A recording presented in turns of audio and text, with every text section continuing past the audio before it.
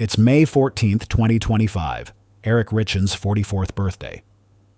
Inside a Utah courtroom, his wife Kouri Richins is about to be sentenced after a jury convicted her on 5 felony counts, including first-degree aggravated murder. The prosecution's case? She tried to poison Eric with fentanyl on Valentine's Day 2022, failed, then spent the next 17 days planning and completing the act, while their 3 young boys slept nearby. She did it for the life insurance money and to be with another man. Today, the judge must choose between 2 options: 25 years to life or life without parole. There is no middle ground. 00139, State of Utah versus Kouri Richins. Can I have counsel for the state make their appearance? Good morning, Your Honor. Brad Bloodworth, Lindsay Sherbanak, and Margaret Olson for the state. Thank you. And for the defense? Wendy Lewis, Catherine Nestor, and Alex Ramos for the defendant, who is present. Very good. This is the time set for sentencing. The court plans to proceed as follows. Before sentencing begins, the judge clears 3 housekeeping issues, including whether he even has the legal authority to issue a protective order for Eric's family. His conclusion will surprise the state. The judge rules he cannot issue one. The law, as written, only protects living victims. He openly encourages the legislature to close that gap. First, I need to address 3 administrative matters. The setting of a restitution hearing, which the court proposes would include discussion of the state's request for recoupment of defense costs at that time. The state's request for a continuous protective order and any alleged inaccuracies in the pre-sentence investigation report.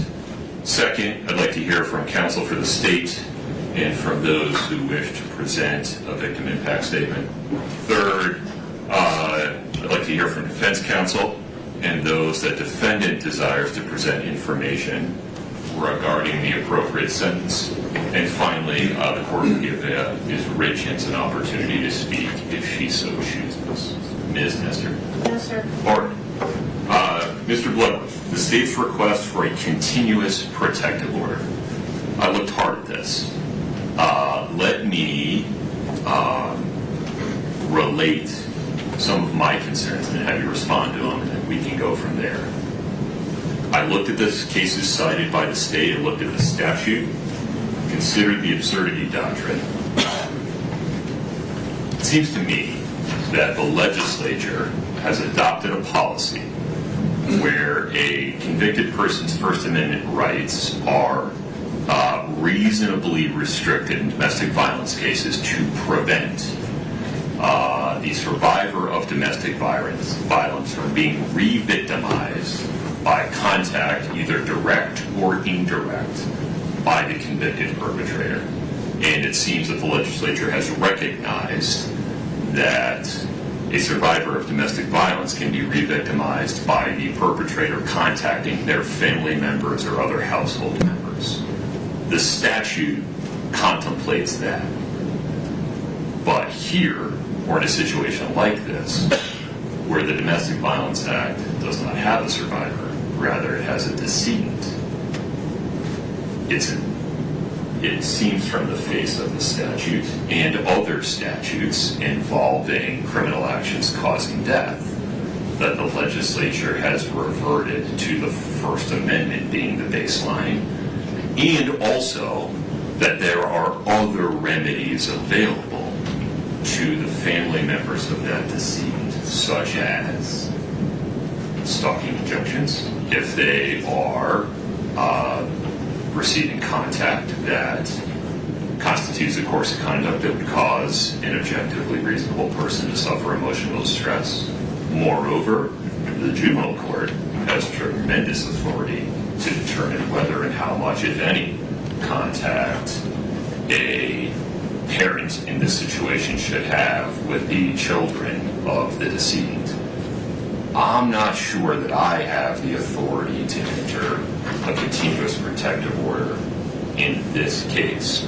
I acknowledge this may not be what the legislature intended, that maybe they didn't see around to this corner when passing the statute, and I appreciate the state's position that maybe they should take a hard look at it. but the act says what it says today. Respond to that for me. Your Honor, the state questions the court's kind of read of the act, and when the court relates members of the victims, any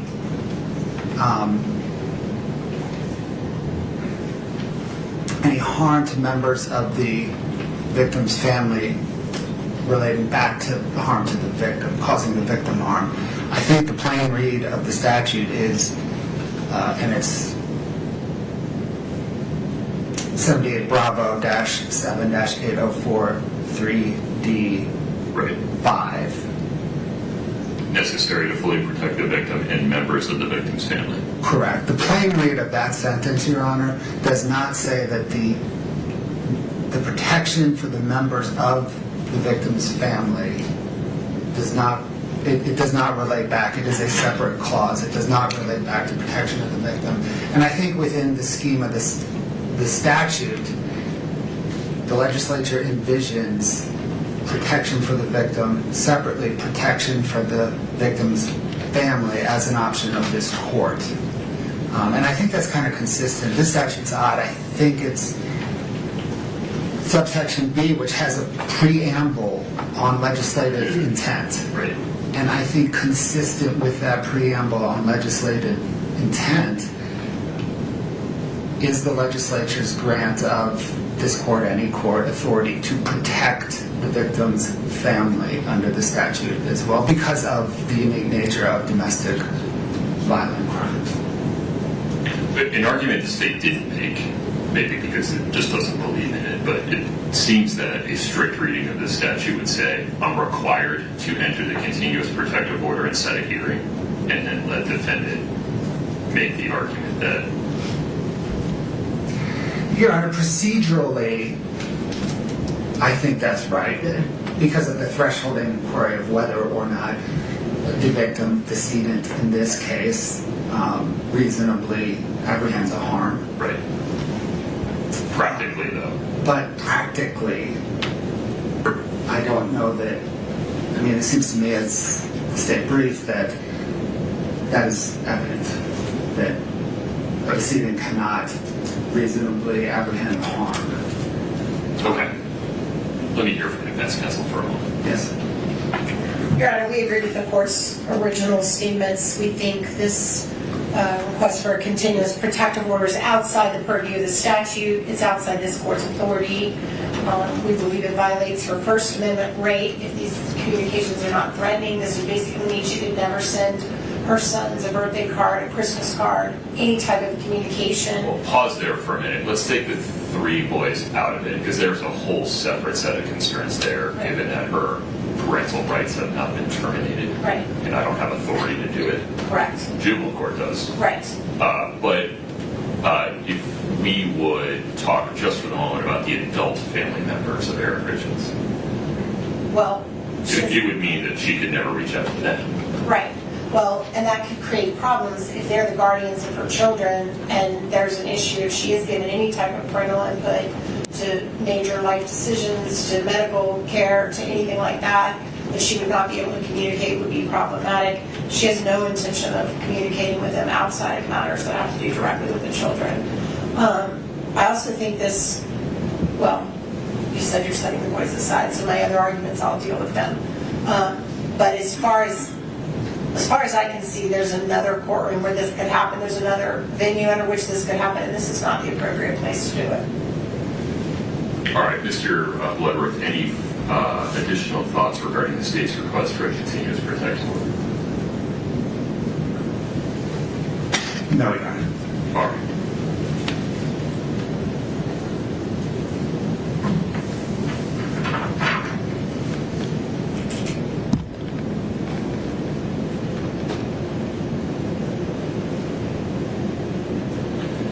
All right, in full transparency, I don't like the result, but under this court's reading of Utah Code 78B 7804, subsection 3, the court determines as a matter of law that it cannot issue a continuous protective order in this case because it is evident that the victim of the domestic violence charges, in this case for which Ms. Richins was convicted, cannot possibly have a reasonable fear of future harm or abuse. It very well may be that this is not the result the legislature intended, and I would encourage the legislature to take a hard look at 78B 7804 subsection 3 to fill this gap explicitly. But they haven't done it yet.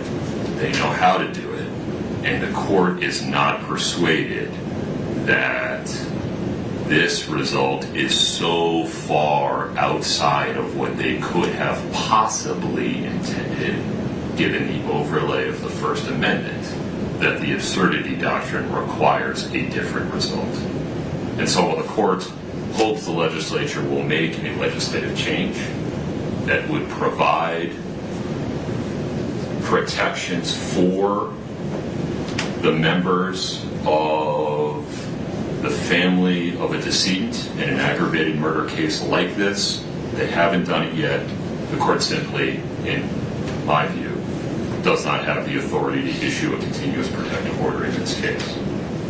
In so ruling, the court expresses no opinion whatsoever, one way or the other, as to whether Eric Richins' family members might qualify for issuance of a stalking injunction in the future, and expresses no opinion one way or the other as to whether the juvenile court will put in place restrictions regarding Ms. Richins' communications with her 3 boys. Anything further on that, Mr. Blower? No, Your Honor. Ms. Nestor? No, Your Honor. Mr. Bloodworth, how would you like to proceed? Your Honor, the state is prepared to present. Please.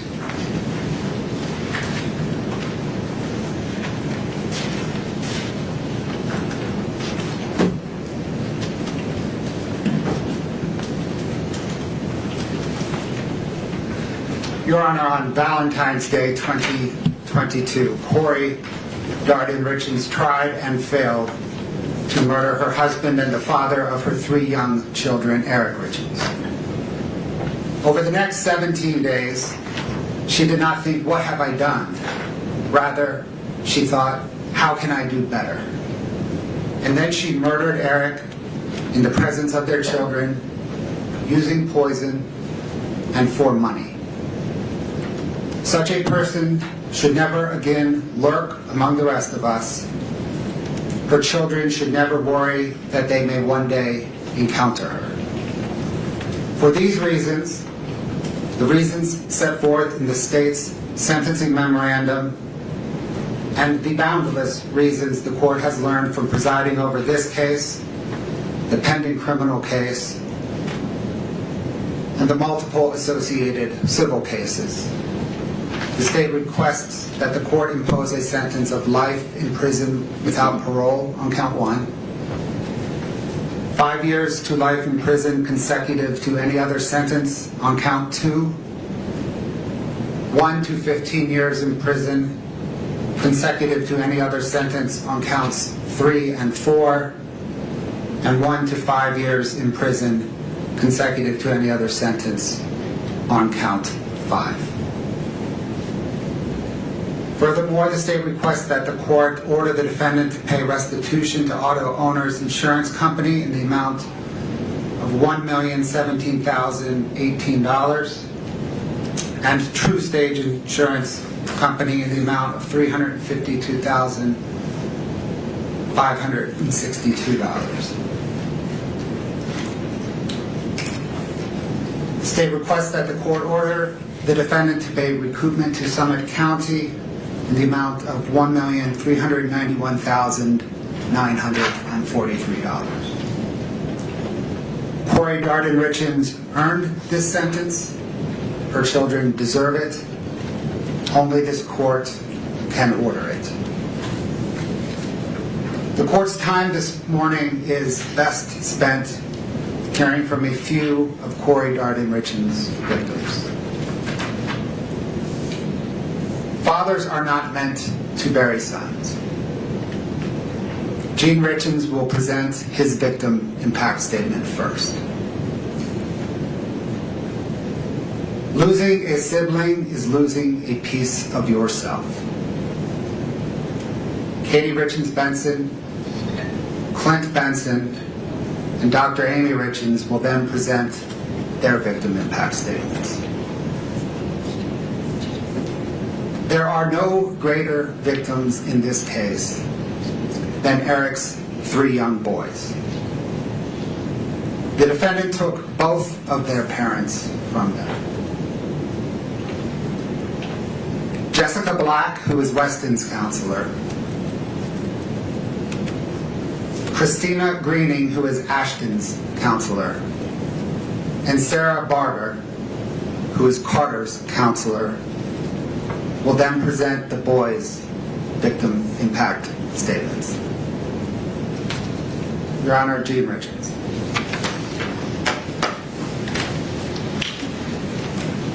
Eric's father goes first. Eric would have been 44 years old today. Please take your time. Thank you. Your Honor, my name is Gene Richins. I'm Eric's father. No parent should ever have to bury their child. It's a loss that changes you forever. Eric was taken from us way too soon, and his loss has left a permanent hole in our family that will never be filled, ever. Eric was first and foremost an incredible father. To his 3 boys, Carter, Ashton, and Wes, his sons were his world, and he was theirs also.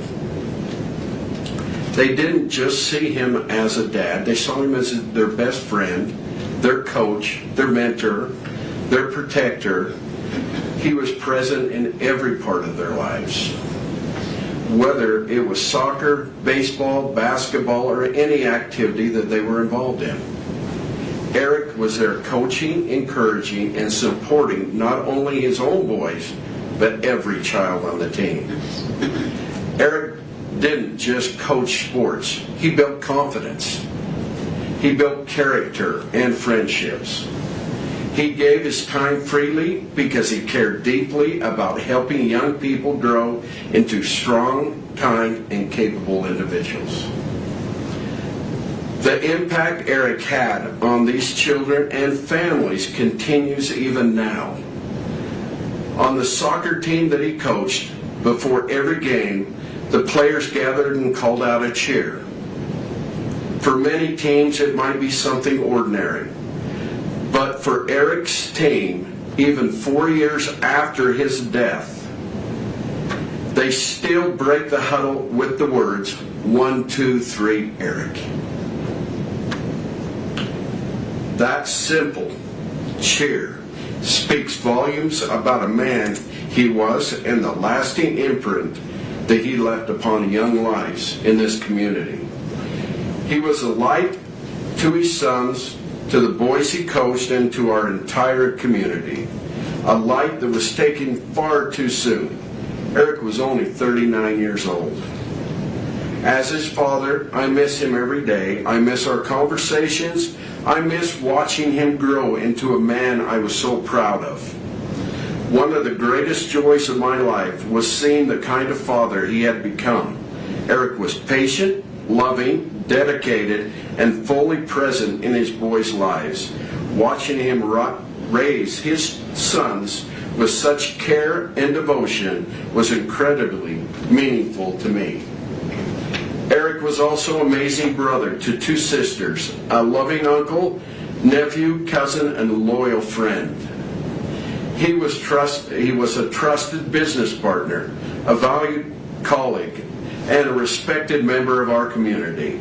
He was generous with his time, his energy, and kindness. He treated people with respect, showed gratitude even for the smallest acts of kindness, and gave freely of himself because that's simply who he was. He worked hard to provide a beautiful life for his family. He gave them a home many would consider a dream. He ensured their needs were met, supported them, cared for them, and treated his wife with love every day. Yet despite everything he gave, his life was taken from him, not by a stranger, but by a person he should have been able to trust the very most in his life. He was betrayed in the most imaginable way possible. His life was taken through calculated, intentional actions motivated by the greed, control, and desire for a different life with someone else. Eric's boys lost a father. I lost my son. His sisters lost their brother. Our family lost a man who represented the very best of what a person can be. The ripple effects of this loss extend far beyond our immediate family. His friends lost someone they trusted and admired. The children he coached lost a mentor, a role model. Our community lost someone who genuinely cared and gave back without expecting anything in return. Eric will never see his boys graduate, get married, or become fathers themselves. He will never again stand on the sidelines cheering them on. He will never offer guidance, encouragement, or love in any way that only a father can. That opportunity was stolen from him and from all of us. Because of the calculated and intentional nature of this crime, I respectfully ask the court to impose a sentence of life without the possibility of parole. This sentence is important to Eric's 3 sons never have to live with the fear that the person responsible for taking their father could ever harm them again, and to ensure she can never harm anyone else ever again. Despite our immense grief, I want to acknowledge and thank those who have worked tirelessly to bring justice for my son. Eric was always grateful for others, showed kindness and dedication, and I know he would want to express sincere appreciation to those who gave their time, effort, and professionalism to seek the truth in this case. We are deeply thankful to the prosecution team, Margaret, Brad, Lindsay, Fred, Joe, Wendy, Patricia, and the entire staff who supported them for their commitment and their perseverance. We also want to recognize and thank Todd for his dedication and relentless efforts in helping us ensure justice has been served. We are also grateful to Grace Wardis for serving as a spokesperson and an advocate for our family throughout this process. We thank the Summit County Sheriff's Office, Lieutenant Hemingway, Detective O'Driscoll, Detective Hopper, Officer Woody, Officer Gibson, and all the law enforcement personnel who worked on this investigation. We thank the bailiffs who ensured the safety and the order of this courtroom. We thank you, Your Honor, for your patience, professionalism, and stewardship of this process. We extend our heartfelt gratitude to each juror, including the alternates, for their sacrifice and their time, for seriously taking the responsibility, who carried out to ensure justice was served. Nothing can bring Eric back. Nothing can restore what has been taken from his sons, from our family, and from this community.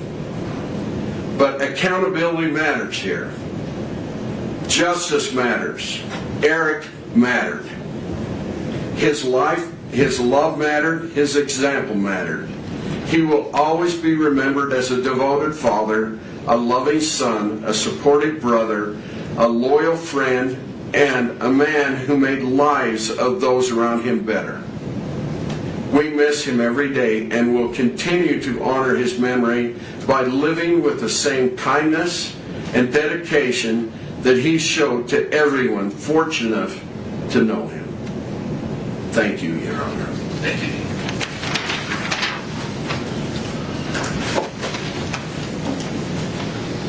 Kouri Richins, Eric's sister, goes next. She reveals something she and her sister Amy both share. They each begged Eric to leave Kouri. He refused because he believed sole custody was impossible to guarantee, and he feared what Kouri would do to the boys with unsupervised access. Katie, good morning.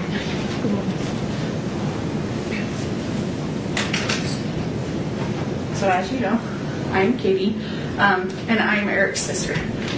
To begin, there are a multitude of people who deserve credit and appreciation. Law enforcement agencies across the state of Utah, the Summit County Prosecutor's Office, the Medical Examiner's Office, expert witnesses who worked hand in hand with law enforcement, Eric's friends, Eric's co-workers, my friends, and my family, our entire team of lawyers and experts in the civil lawsuit. There are far too many people to mention by name, and I suspect if I try to, I will inadvertently leave someone out. But to all of you, please know that this would not be possible without your efforts, your support, and the strength of the community that has stood beside us. Both my family and I are forever grateful to each of you. I am also very grateful to you, Your Honor, to this court for the dignified manner in which it presided over the trial, and to the members of the jury for faithfully performing their civic duties. Today is Eric's birthday. I stand before you because he can't. He was taken away from my dad, my sister, his nieces, his friends, our community, and worst of all, from his 3 amazing sons. Sorry. He was taken away from us by a person he should have been able to trust, the person he should have trusted most in the world, his wife. It's impossible to fully describe how devastating Eric's death and Kouri's crimes have been to our family. Nearly every aspect of our lives has been permanently changed, and we have no choice but to live with those changes and with Eric's loss forever. Eric was a phenomenal brother, father, son, nephew, grandson, cousin, friend, and businessman. Eric and I were extremely close. We went through school together and navigated life side by side. Wherever Eric went, I was usually tagging along right behind. At school, Eric's nickname was Richie, and mine was Little Richie, a reflection on how inseparable we were. He wasn't just my brother. He was my constant, my protector, and one of my closest friends. Eric was the kind of father who anticipated his children's needs before they ever had to ask. He made sure they were always having fun, taught them how to be respectful and kind, and was constantly planning for their future. His mind and heart was always on his boys, always. Everything he did was for them. Eric was the very best uncle. He made his nieces, my daughters, feel truly special. He always found ways to have fun with them. He doted on them with love and attention. Eric was an incredible son, always there for my parents, stepping in without hesitation and helping in every way he could, without being asked. The bond he shared with my mom was truly special. We would often joke that the umbilical cord had never really been cut, but in truth, it spoke to the deep, unbreakable love they have for each other. This is who Eric truly was, a man defined by love, integrity, and unwavering devotion to his family. He is none of the things that Kouri tried to portray him as. Those mischaracterizations were nothing more than a vile effort to deflect blame. And those mischaracterizations stand in stark contrast to the reality of the man we all knew and loved. Eric's life and his actions and the profound impact he had on those around him speak for themselves, and they tell a story of goodness, strength, and character that cannot be rewritten or diminished. The saddest part for me in all of this is that I got something with Eric that his sons never did: time. I feel cheated that I only got to spend a few decades with my brother, but I should feel lucky in comparison. As Eric's eldest son told me shortly after his dad's death, he and his brothers did not even get 10 years with their dad. It is devastating that Eric is not here to coach them, to work the family ranch with them, to teach them how to drive, to attend their high school graduation, to send them off to college, to see them get married, or to celebrate the birth of his future grandchildren. His 3 sons are going to grow up and live nearly their entire lives without their dad. They're going to get to know their dad more from the stories we tell about them than their actual experiences. In all likelihood, by the time they are age 44 years old, which is how old Eric would be today, they will have little to no actual memories of Eric. And they have to go through life without their dad because their mother planned and carried out his murder. She could not have done anything more selfish or more cruel to those boys. In the place of a stable, secure, and loving home, Kouri gave the boys permanent trauma. They were in the house the night she killed their father. They were awake. They knew that something terrible had happened to their dad. As we heard on the 911 call during trial, one of them even walked into Eric's bedroom, where Eric's body lay dead, poisoned by someone who his son should have been able to unconditionally trust, love, and depend on. No child should have to bear that trauma. But Eric's 3 innocent sons will bear that burden, and they will bear it for the rest of their lives. Kouri's selfishness and cruelty did not end with Eric's murder. In the time after Eric's death, Kouri has done nothing but isolate, manipulate, deceive, and do harm to those boys. Almost immediately after Eric died, she cut them off completely from our family, from Eric's family. The isolation was calculated and strategic. Kouri used the boys as bargaining chips with my dad. She repeatedly threatened not to let him see his grandsons unless he could convince me, as Eric's trustee of his trust, to capitulate to her legal demands and give her all the trust assets. While isolating the boys, Kouri provided them with false and harmful information about me and my family. When DCFS took custody of the boys following Kouri's arrest and asked where they would like to go, they expressed fear of my family. The fear was not based on reality, but on what they had been told. For over a year, Kouri led them to believe that I hated them, that I was attempting to take Eric's money for myself, and that I intended for them to be left without support, that they would be homeless and starving. These statements were entirely false and had no basis in reality. Had they not been subjected to that influence, they would have known the truth. Prior to Eric's death, our families were very close. My daughters and his sons had strong friendships, and I had a meaningful individual relationship with each of my nephews. I spent time riding horses with one, helping another identify summer coding programs, and the youngest participated in ice skating lessons with my daughters. Our families shared holidays, worked together on our family ranch, took trips together, and I was present the day each of the boys were born in the hospital. The boys have expressed their confusion about these circumstances. They have stated that prior to their father's passing, both Eric and Kouri frequently told them if anything were to happen, they should go with me, that I would care for them and support them. Following Eric's death, however, those messages changed. After Eric passed away, Kouri prevented all contact between our family and the boys. She prohibited communication and continued to provide them of false information about us. When we were finally able to see the boys again, approximately 15 months after Eric's death, the boys hardly recognized the relationship we had. Instead, they viewed my family and me with fear and hesitation, as though we were strangers. Kouri also went to great lengths to jeopardize the boys' financial futures. I know you are very aware of this. Among other things, she drained the personal bank accounts that Eric had set up for his boys as college funds.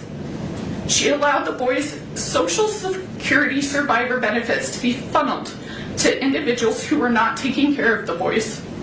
And she sued me in my role as Eric's trustee and personal representative, not once, not twice, but 3 separate times. The goal of her lawsuits is singular. She wants all of Eric's assets for herself. Despite her lies and fanciful public portrayal, she knows that none of Eric's assets are going to me, my dad, or my sister. In fact, she knows exactly where Eric wanted everything to go, and that is to his boys. And yet, for 4 years, she has aggressively tried to take their inheritance from them. Even now, despite her erroneous debt, a murder conviction, and a string of pending felony financial charges, Kouri's civil lawsuits live on. Those lawsuits have been emotionally grueling, all-consuming, and unimaginably expensive. And tragically, every dollar on those suits is a dollar that Eric's boys will not get. Of course, Kouri can't have other people or the public thinking that she's trying to take away her children's inheritance. So for the past 4 years, both in court and in the media, she has demonized and vilified me. She has hurled wild accusations in my direction, including that I hacked her bank accounts, forged her bank statements, paid off witnesses, unduly pressured law enforcement into investigating her, and quietly pulled the Summit County prosecutor's strings. It is despicable that for doing nothing more than trying to honor Eric's wishes, Kouri has cast me as the evildoer here. Just as bad, honoring Eric's wishes has landed my sister and myself, and unbelievably, my 2 daughters in Kouri's crosshairs. One of Eric's sons recently told me that Kouri used to say, "I will get them one day." Apparently, she was talking about me, my sister, and my daughters. Her infamous walk the dog letter, the part the jury did not hear, confirms her desire to harm me. In it, she talks at length about her plans to get at Amy and me, including by targeting my daughters, both of whom are under the age of 10. It takes a sick mind to target children. The mere thought that someone who has so little regard for human life or decency might one day walk free is horrifying. I worry about the safety of Eric's boys, my daughters, my sister, and myself. There is nothing Kouri will not do, and no one she will not hurt, to achieve her own selfish ends. I am not the only one that is afraid. There are 3 little boys who, instead of fearing those who love and adore them, as Kouri would prefer, worry constantly that Kouri might show up one day and take them away. Eric's sons deserve so much better. They are not bargaining chips. They are not cash cows. They are not props for some twisted children's book about grief and loss. And yet that is what they've been reduced to by Kouri. To my unending sadness and horror, Eric himself understood all too well the danger she posed to his children and to his family. When Eric told me he had changed his estate planning and appointed me as his trustee and personal representative, I begged him to end the marriage and go his separate way. By that point, he had already consulted with a divorce attorney and was deeply afraid that he might not be awarded sole custody of his children. He made the heartbreaking decision to stay because he could not accept the risk of what might happen to his sons if Kouri had equal custody. He told me he would live his life through hell every single day of his life until his youngest was 18, because he believed Kouri was the most evil person he had ever met. He knew that his sons did not like her. He told me as much many times. He knew that they would prefer to be far away from her, but he also knew that divorce carried significant risks. and he said he could never allow his children to spend half of their time alone with her because he was certain they would be exposed to harm and things no child should ever experience. He made it clear that in his mind, if Kouri were given equal custody, his children would be in the care of someone he believed to be deeply dangerous. He feared the people they could be exposed to and the damage that could be done. At the same time, he spoke with deep love and admiration for his boys. He told me that they were the most amazing boys in the world and that none of this was their choice and none of it was their fault, and that he would do everything in his power to protect them for as long as he possibly could. Kouri loves to go on and on about how this case is a media sensation. She's right. News outlets from here to Europe have covered it. There have been countless newspaper articles, podcasts, and TV specials about it. Every hearing is live streamed on numerous YouTube channels. Every filing is scrutinized by internet lawyers and true crime junkies. There is no question that this case is famous and that Kouri is now famous. But what Kouri never mentions in talking about her fame and notoriety are the reasons why this case is now famous. It is famous for how appalling and sickening it is. It is famous because a mother meticulously planned to kill her husband, killed him while their children were sleeping in the next room, and then had the audacity to hold herself out as the author of a children's book about grief and loss. It is famous because she spent time Googling luxury prisons for the rich in America. It is famous because from her jail cell, she scripted a bunch of phony testimony so that her brother could perpetrate a fraud on the court. It is famous because she victimized her own children and threatened to victimize Eric's nieces. The fame and attention are directly proportional to the evil that has gone on here. This is not a situation where the idea of rehabilitation should be entertained. In taking Eric's life for her own selfish gain, Kouri did not only harm Eric, she permanently harmed 3 kids who were under the age of 10.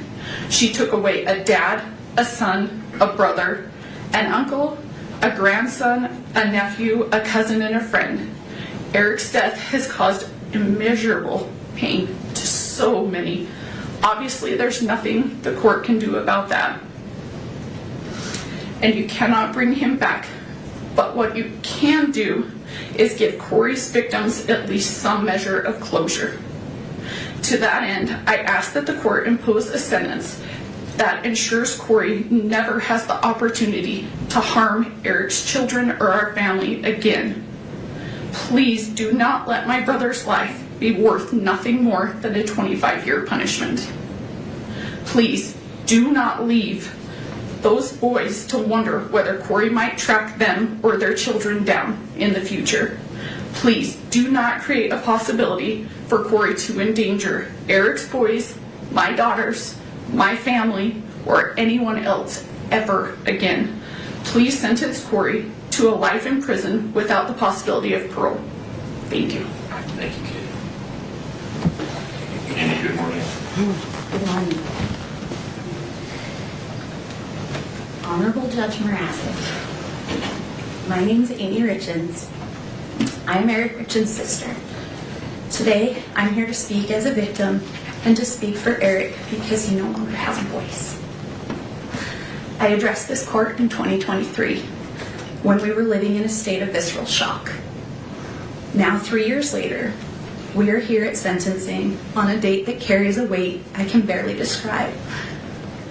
Today's Eric's 44th birthday. Birthdays are supposed to be proof of life, a day to celebrate another year of growth.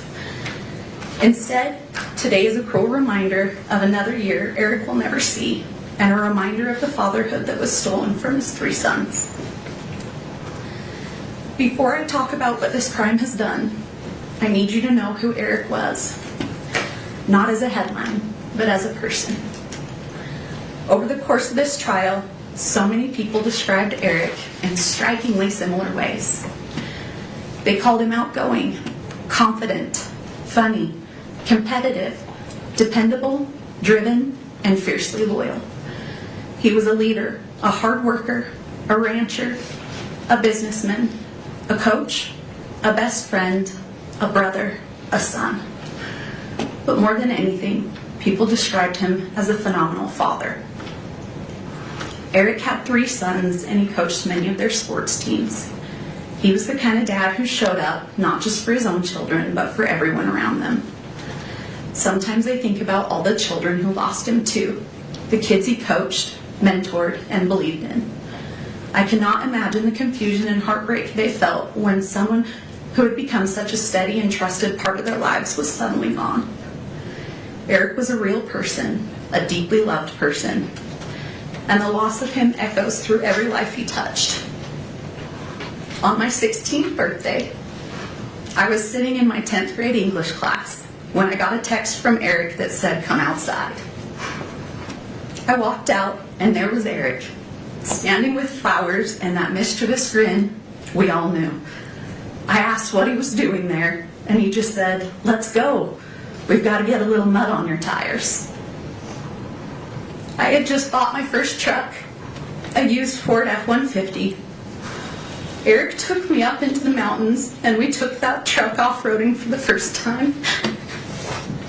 It was exhilarating and terrifying, but I felt safe because he was there. That was Eric. He made life bigger. He made people feel brave, and he protected the people he loved. That is the brother I lost, and that is the father his boys lost. In 2023, I told this court that I was tormented by the sequence of events of that night. Today, that torment has not faded. I still wonder when Eric realized he was in mortal danger. I wonder what Kouri said to him in his last moments. I'm still haunted by the question, did his boys hear their father's final struggle? If Eric had died of an illness, we would have cared for him. If it were an accident, there would have been kindness. But there is no comfort here. In his last moments, after being intentionally poisoned, my brother was faced with the ultimate betrayal. Eric's sons were 9, 7, and 5 when their world was shattered. They are now 13, 11, and 9. These are the years when a boy learns how to be a man by watching his father. What makes this crime uniquely heinous is that their grief will never pass. It will reinvent itself at every milestone. This crime didn't just happen once. It happens every single morning when those boys wake up and realize their father is still gone. They did not just lose their father, they lost the life they knew. Eric's death didn't end the harm. It began a grinding process of re-traumatization. Early in this process, I remember being told this case would be a marathon, not a sprint. We did not understand how every hearing, filing, delay, and public narrative would reopen wounds all over again. As if losing Eric was not painful enough, our family was then forced to grieve under public scrutiny. After the publication of the grief book, our family became the subject of public narratives, attacks, and speculation. At one point, I received a message sent from a burner phone that said, "You think you're funny? Kouri will get the last laugh. Your jealousy is as disgusting as your family." Law enforcement later confirmed, through warrants, that the message came from Kouri. That moment stayed with me because it captured what these years have felt like. Not just grief, but intimidation and distortion. Yes, our family hired a private investigator. But when someone you love dies suddenly and deep in your gut, you believe something is terribly wrong, you do not stop searching for answers. The real question is not why would you investigate? The real question is, what wouldn't you do? What wouldn't you do for your brother, for the truth?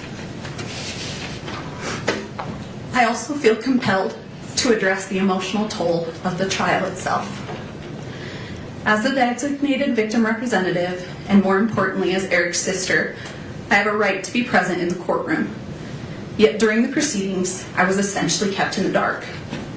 Due to the courtroom layout, I could not see the exhibits or the evidence.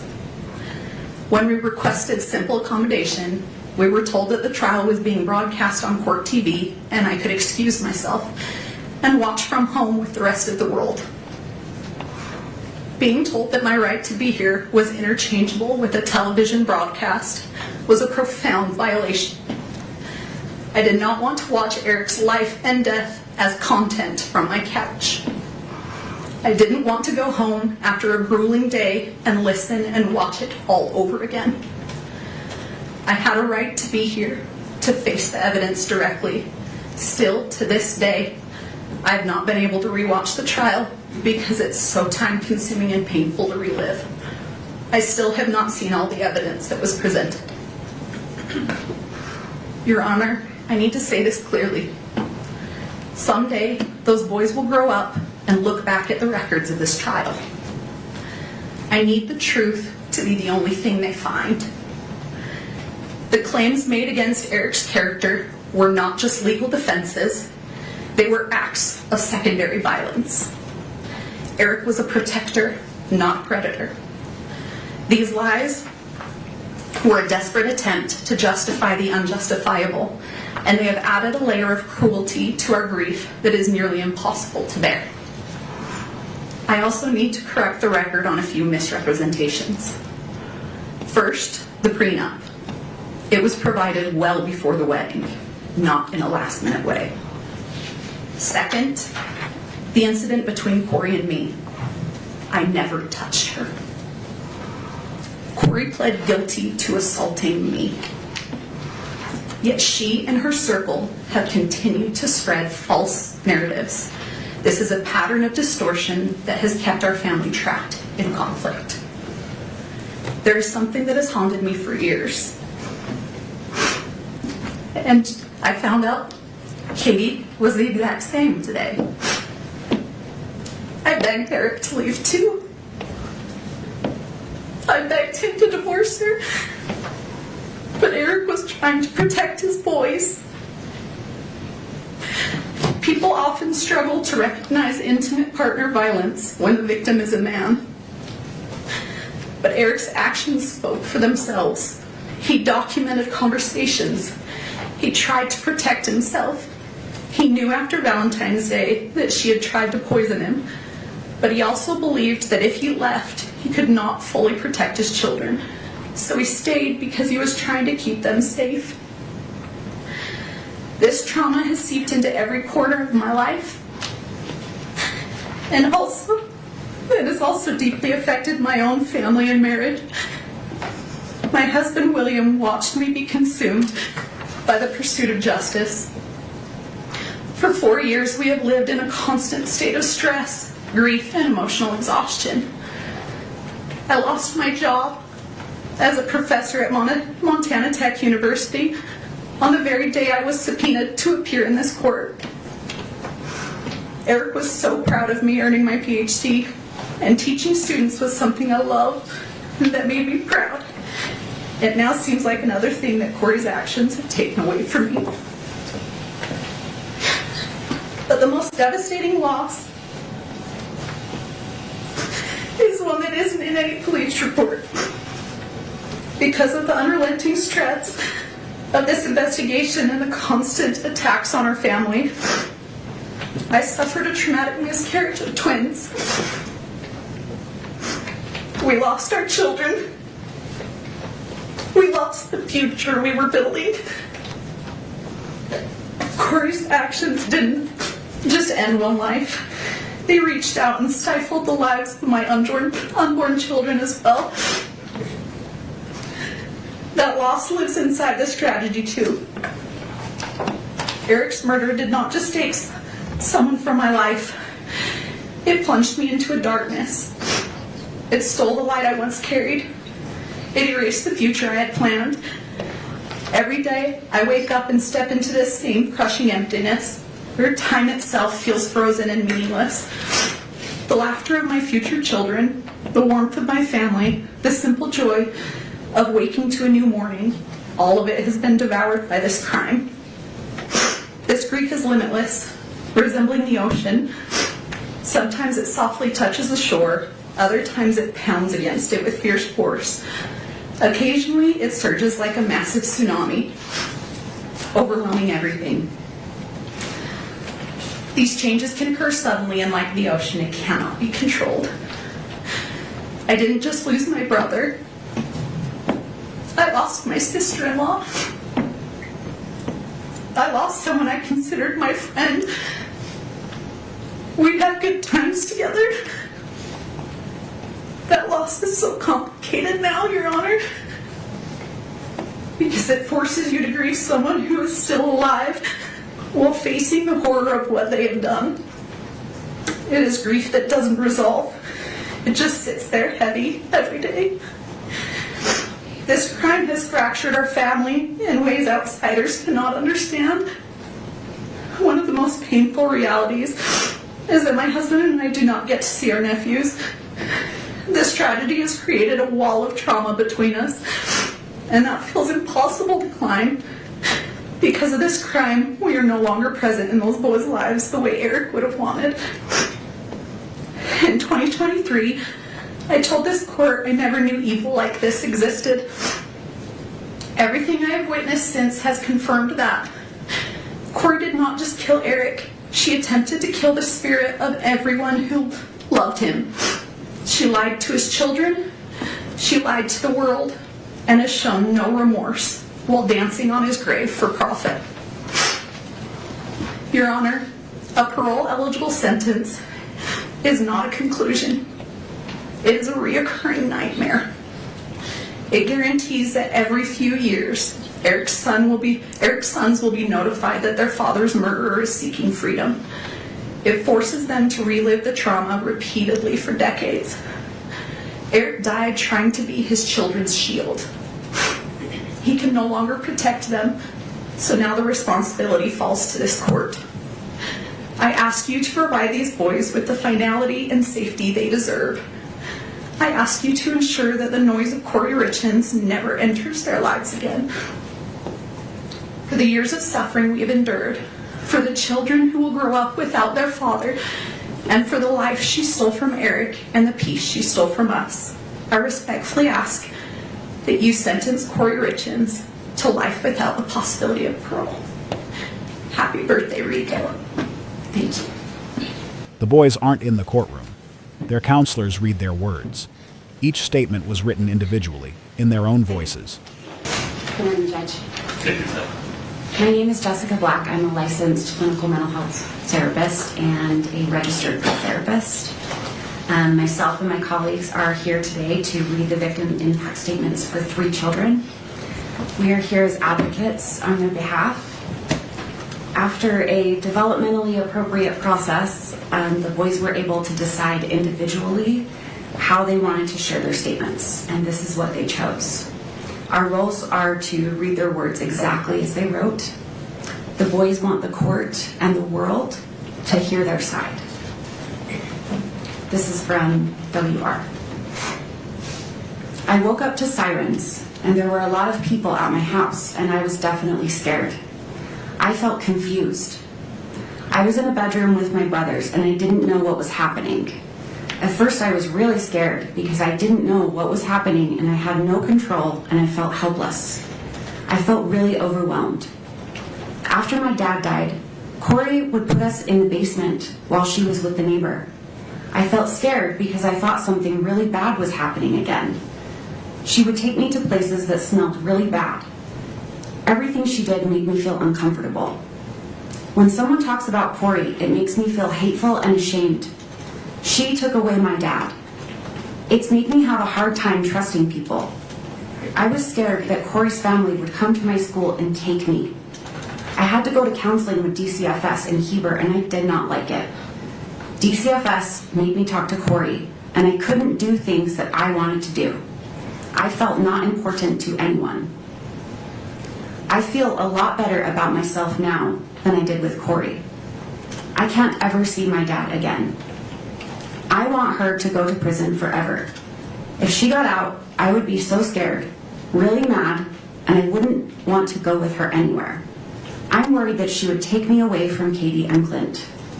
Once she is gone, I will feel happy, and I will feel safer and relaxed, and trust people more. Thank you.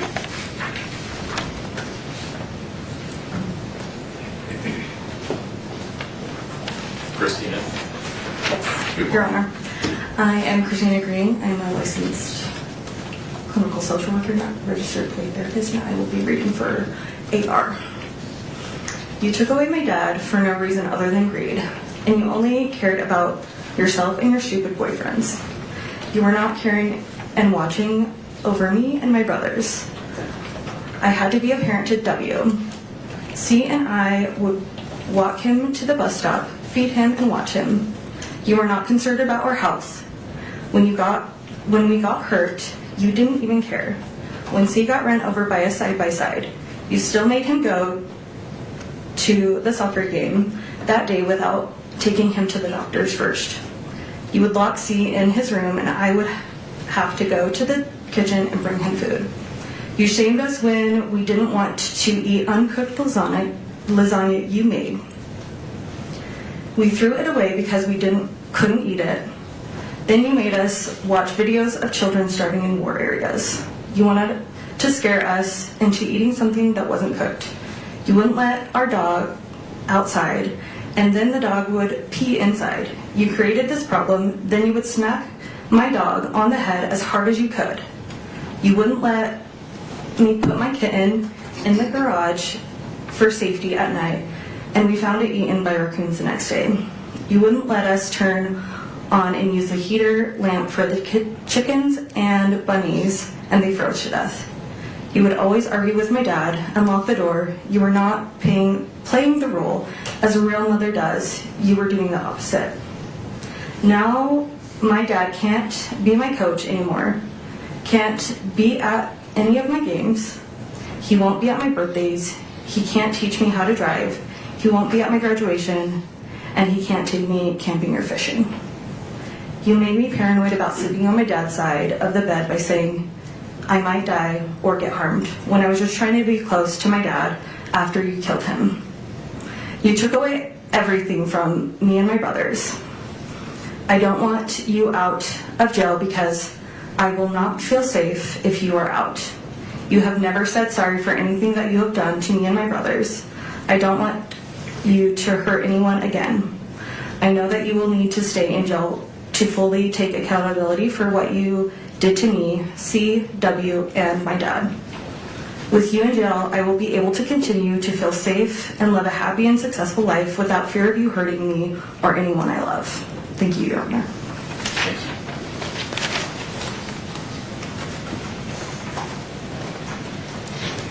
Sarah. Yes, my name is Sarah. I'm a licensed clinical social worker and registered play therapist, and I'm going to read the victim impact statement for CR. My name and age now, my name and age I was at the time of the crime. CR, age 12, now 13. I was 9 when my dad was murdered. What I would like to see happen if the perpetrator is convicted of the crime, I would like to see Kouri get a life sentence.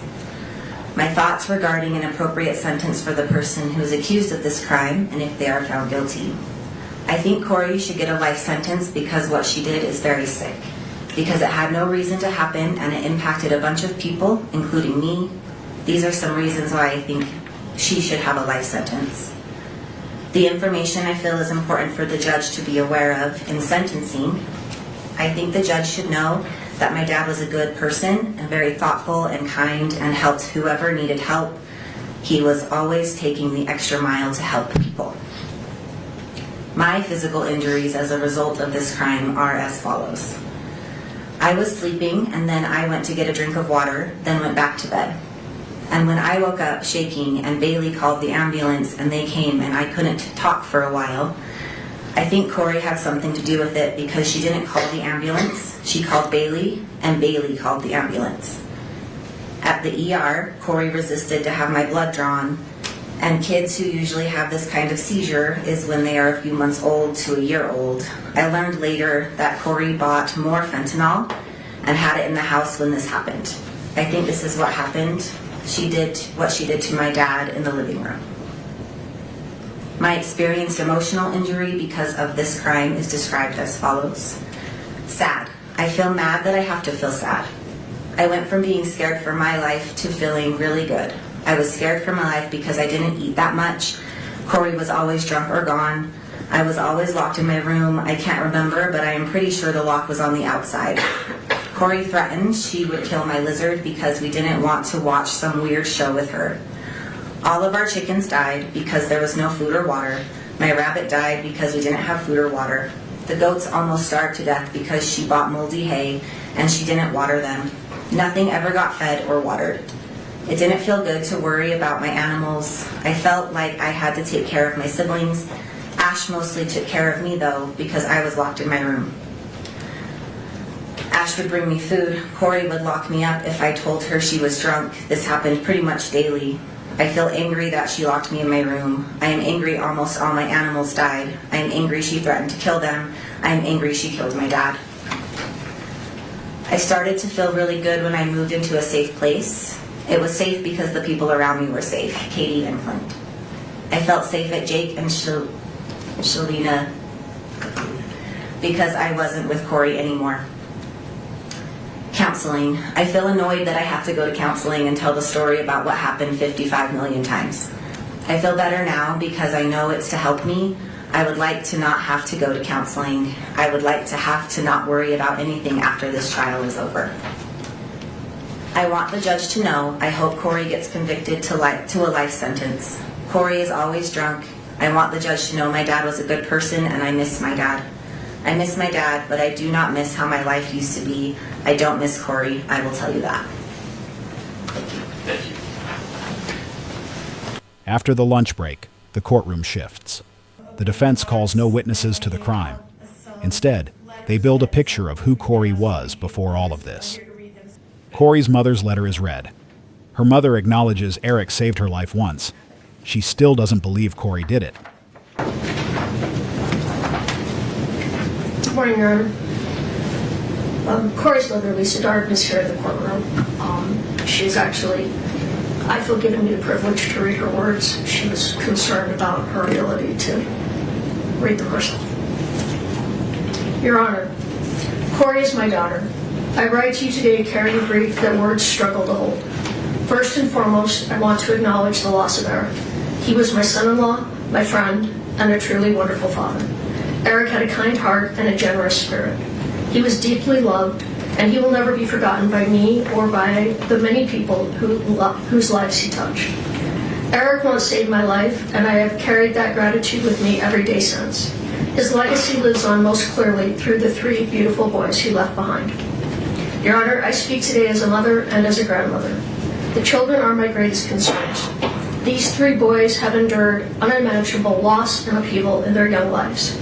They lost their father, then their mother, then the sense of safety and continuity every child deserves. Their world has changed again and again through no choice of their own. Whatever sentence is imposed will shape their lives forever. Whatever sentence is imposed, that was their choice. I will continue to watch the boys grow, whether at school events, or sporting activities, and throughout their lives. I will keep them in my prayers, hoping they grow into emotionally stable and resilient young men. Kouri is more than the worst day of her life. She is a mother who has devoted herself to her children since the day they were born. Before all of this, she was deeply involved in their schooling, their sports, their faith, and their community. She coached teams, volunteered weekly at school, led youth programs, and taught her boys compassion through service, from food banks to flood relief to helping firefighters and families in need. Her life centered on her family and on helping others. In many ways, everyone impacted by this case has suffered loss. However, the greatest burden has fallen on 3 innocent children. These boys have experienced repeated disruption and trauma at an age when stability is essential. Before these events, they lived in a loving home with 2 devoted parents. They were surrounded by family, supported emotionally and financially, and deeply connected to both their mother and father. Their lives revolved around school, sports, family traditions, and feeling safe and loved. That sense of security was taken from them in stages. First, they lost their father suddenly and without preparation. They were informed by officials rather than being guided gently by a parent, a moment that forever changed their childhood. Their mother then spent more than a year helping them navigate grief, modeling compassion and emotional resilience, and working closely with them to understand loss in age-appropriate ways. She even found creative ways to help them cope emotionally during this painful period. Then, they lost daily access to their mother. Once again, they were told life-altering news by strangers rather than family. The boys were moved between placements, disrupting routines and emotional progress, despite beginning to feel settled and unsupported. Throughout this time, they maintained a meaningful and positive relationship with their mother through letters, phone calls, visits, and counseling. Later, they were moved again, against their expressed wishes, away from family caregivers and trusted relationships. Each transition compounded their confusion, anxiety, and grief. Children need continuity to heal, yet these boys have experienced repeated separations from the people they rely on most. As a grandmother who helped raise these children, I have also lost daily contact with them. They were a central part of my life, just as I was part of theirs. The separation from their maternal family has been devastating, not only to me, but to the boys themselves, who deserve access to all safe and loving family connections. Your Honor, these children have already endured more than most adults will in a lifetime. Being placed in the middle of adult proceedings and repeatedly confronted with painful realities risks further emotional harm. They love their mother. They need reassurance, not fear, healing, not more loss. I ask the court to carefully consider the cumulative impact on these children and the importance of preserving their emotional well-being and future stability when determining your appropriate sentence. Your Honor, I ask the court to take a moment to consider Kouri Richins as a whole person, beyond headlines or assumptions, and to understand the life she built before this case. Kouri has been driven, disciplined, and committed to growth from a young age. She graduated from high school in 2007, completing her studies a year early. She continued her education and earned her associate's degree in 2010. In 2012, she obtained her bachelor's degree, the same year she became a mother for the first time. In 2013, Kouri married Eric, and together they began building a family. Their second son was born in 2014. Kouri continued pursuing education while raising her children, earning her master's degree in 2017, followed by the birth of their third son shortly thereafter. Professionally, Kouri has consistently worked to better herself and provide for her family. She obtained her real estate license in 2019 and later earned her general contractor's license in 2021, achievements that reflected her work ethic, independence, and determination. In 2022, Kouri experienced a devastating loss with the sudden death of her husband. Despite profound grief, she sought constructive ways to cope and help others, publishing a children's book in 2023 focused on helping children process loss. After her arrest in 2023, Kouri did not retreat from self-improvement. While incarcerated, she earned her paralegal certificate in 2025. In 2026, she completed her MBA, pursuing education under extraordinarily difficult circumstances. She continues to seek opportunities for further education, demonstrating perseverance and a commitment to growth. Your Honor, this timeline reflects a pattern of responsibility, resilience, and continued effort to better herself, even in the most challenging moments of her life. I would like to illustrate Kouri's character through her actions and the way she lived her life, particularly as a wife, mother, and member of her community. Kouri was deeply devoted to her family. She was a committed wife to Eric and a hands-on present mother to their 3 sons. Their marriage was built on partnership and mutual support. Kouri consistently supported Eric in his career, hobbies, and interests, including his involvement in sports and coaching. She encouraged his passions and stood by him throughout their life together. In return, Eric expressed his commitment to caring for his wife and children, and their shared priorities were apparent in the way they lived and parented. As parents, Kouri and Eric focused on raising kind, engaged, and active children. Kouri was closely involved in her son's education, sports, and activities. She volunteered weekly at their school, coached youth soccer and basketball, served as a scout leader, and was present at practices, games, and events. Her time, energy, and focus were always directed toward her children's well-being and development. Beyond her immediate family, Kouri consistently showed compassion for others. She was active in community service and believed strongly in teaching her children empathy through example. Together, they volunteered at food banks, participated in flood relief by filling sandbags for elderly residents, baked cookies for firefighters during fire season, and assembled care packages for families and individuals in need. She also helped ensure that children in the community had proper winter clothes by donating nearly 100 pairs of snow boots to a local elementary school. During the holidays, Kouri made extraordinary efforts to help others, purchasing, wrapping, and delivering hundreds of gifts to families who were struggling. She also demonstrated thoughtfulness in her extended work family by assembling personalized gift boxes and organizing holiday gatherings to bring people together. In 2023, following her husband's death, Kouri published a children's book designed to help grieving children process loss. She donated hundreds of copies to children who had lost a parent and visited schools to reach students dealing with grief. Although the book achieved some commercial success, her intention was not profit. It was to help children feel less alone during one of the most difficult experiences a child can face. Kouri has always viewed her greatest accomplishment as her family, her husband, her children, and the home they built together. Her loyalty to her family is unwavering. As an aunt, she has been a consistent and loving presence in her nieces' and nephews' lives, providing child care support, attending milestones and school events, and assisting her siblings whenever they needed her. She has been the person who organizes family gatherings, holidays, and shared tradition, keeping the family connected. Faith has also played an important role in Kouri's life. She and her children regularly attended church and participated in faith-based community activities, reinforcing values of service, compassion, and responsibility. Your Honor, these are not isolated gestures. They reflect a long-standing pattern of generosity, responsibility, and care for others. Kouri's life before this case was defined by service to her family and community, and by her commitment to raising her children to be compassionate and engaged members of society. From a young age, Kouri demonstrated responsibility and a strong work ethic.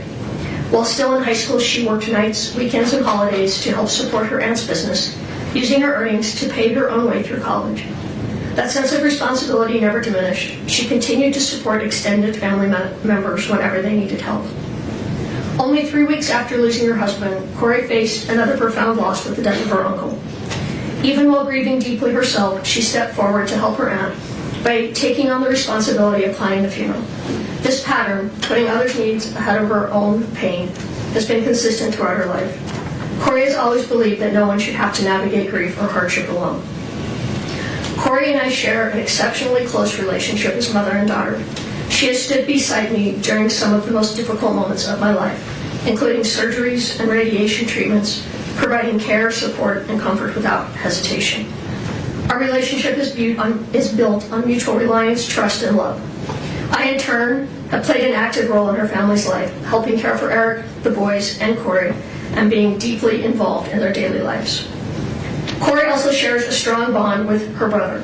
Though close in age, and like many siblings growing up, it was the loss of their father shortly after high school that solidified their understanding of the importance of family. Since then, the relationship has only grown stronger. They have supported each other through life's milestones, challenges, and joys.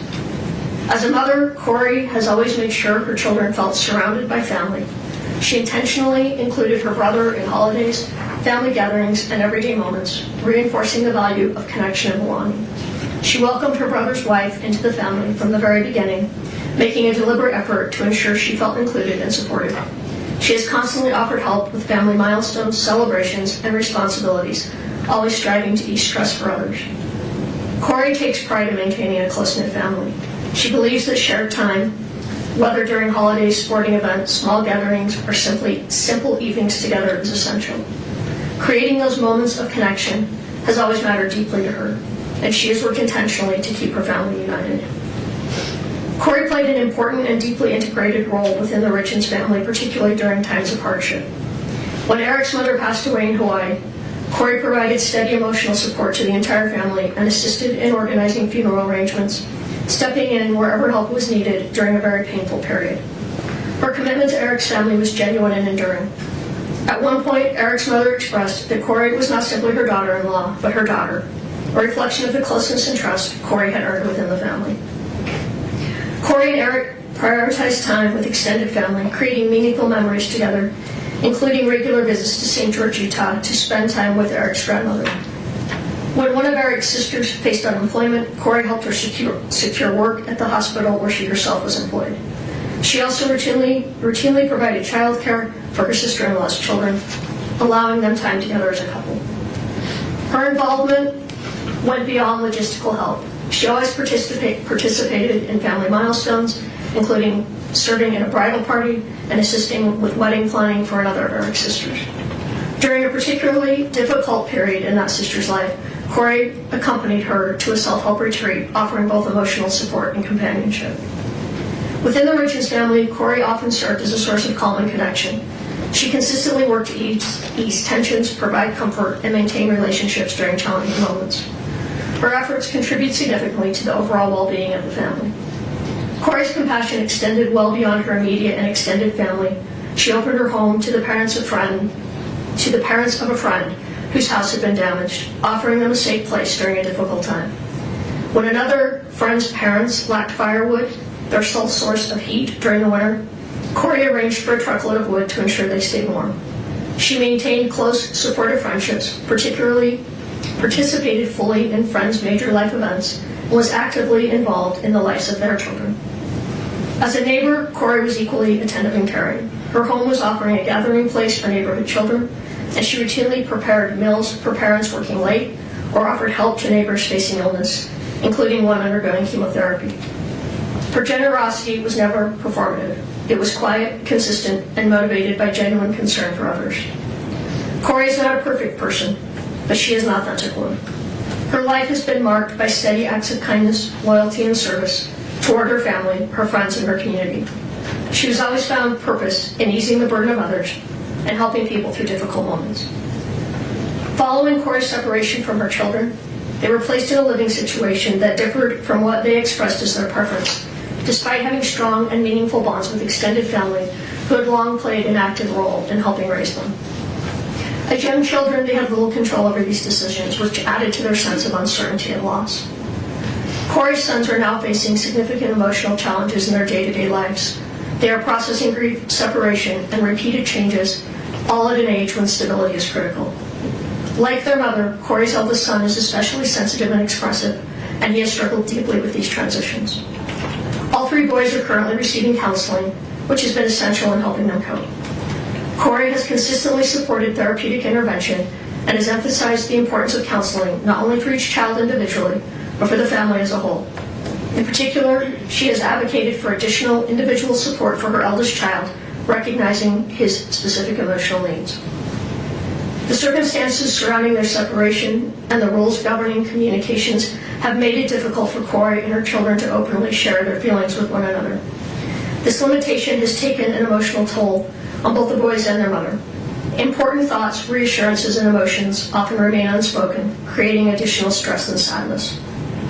As a mother, Kouri experiences deep anguish over her inability to comfort her children as she once did. She worries constantly about their emotional well-being and struggles with the pain of knowing they are hurting while being unable to fully support them. Her concern for her sons remains constant and unwavering. Kouri has endured profound emotional and personal suffering since the loss of her husband. She is grieving the absence of the man she loved and built a life with, while navigating separation from her children and family under intense public scrutiny. The weight of these losses is immense, and it has affected not only Kouri, but her entire family, her mother, her children, and those who love her.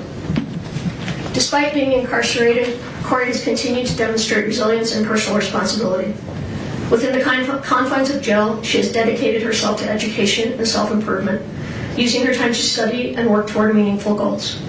These efforts reflect her character and her desire to grow, contribute, and remain a constructive presence, even under extremely difficult circumstances. Like many marriages, Kouri and Eric faced challenges. When difficulties arose, they chose to address them responsibly by seeking marriage counseling rather than turning away from one another. Those efforts strengthened their relationship.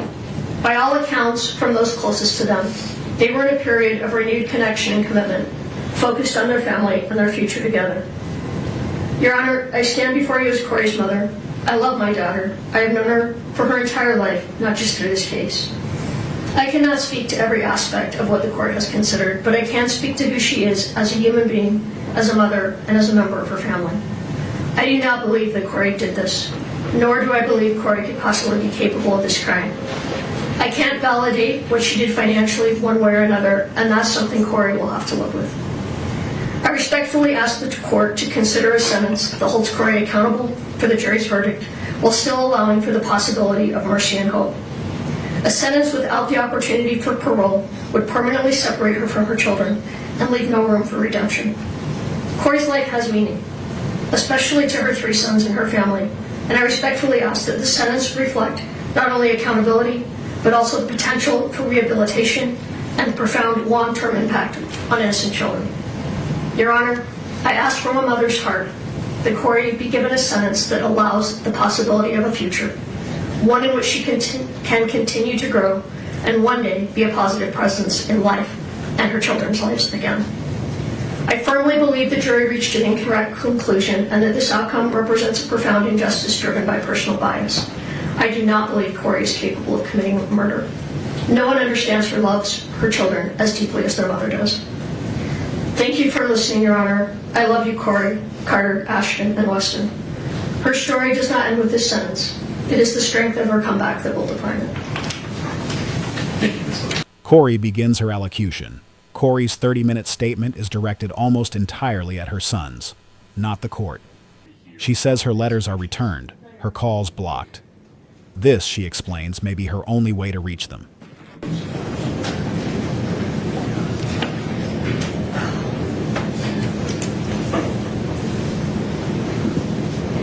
My sweet baby boys,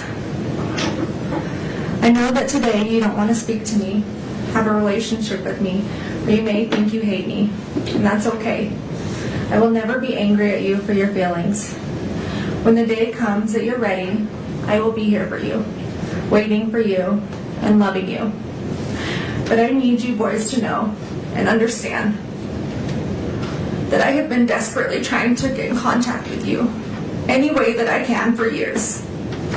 That all of my communication has been completely cut off from you since early 2024. And now I will use any opportunity I can to get a message to you. Even if that means sharing it publicly to the world, fully restrained, in my jail clothes, in one of the most horrible situations possible. I don't care, and I'm not embarrassed or ashamed by any of it. All I care about is you boys. I will do whatever it takes for you to hear the truth from me and to come home to you. For the time being, I don't know when that is or when my next opportunity will be. So for now, bear with me as I have tried to consolidate everything I've wanted to share with you for the last few years, with everything I want you to know until I'm able to speak to you again in one long message. And although you may not be ready to hear it today, that's okay. My hope is one day you will be. May 6th of 2024, temporary custody was transferred from the state of Utah Child Services to your Aunt Katie and Uncle Clint. My last video call with you boys was several weeks prior to that, around April 24th, 2024, when you were still in the state's custody. Once temporary custody was transferred to Katie and Clint, against my wishes, they cut off all of my communication between you boys and I. It was years before I would ever have a trial. I warned social services that if they gave custody of you to the Richins family, it would be the last time I would be able to see or speak to you boys again. And your opinion of me in this case and wild allegations would soon mirror those of the Richins family. And that's exactly what happened.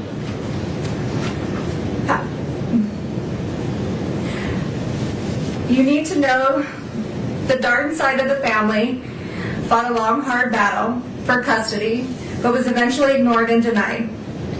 Since temporary custody was granted to Katie and Clint, they have not allowed me to see or speak to you. No more video calls, no more visits. They blocked the phone number for the jail so I can't call you. Birthday cards, Christmas cards, the letters I would send you boys, they were all returned or rerouted. All of my contact was cut off more than 2 years ago. So please ask them. Please ask them for your cards, for your letters, if I've tried calling you. Please just ask them, whether it's now or in 10 years. The one thing I need you boys to know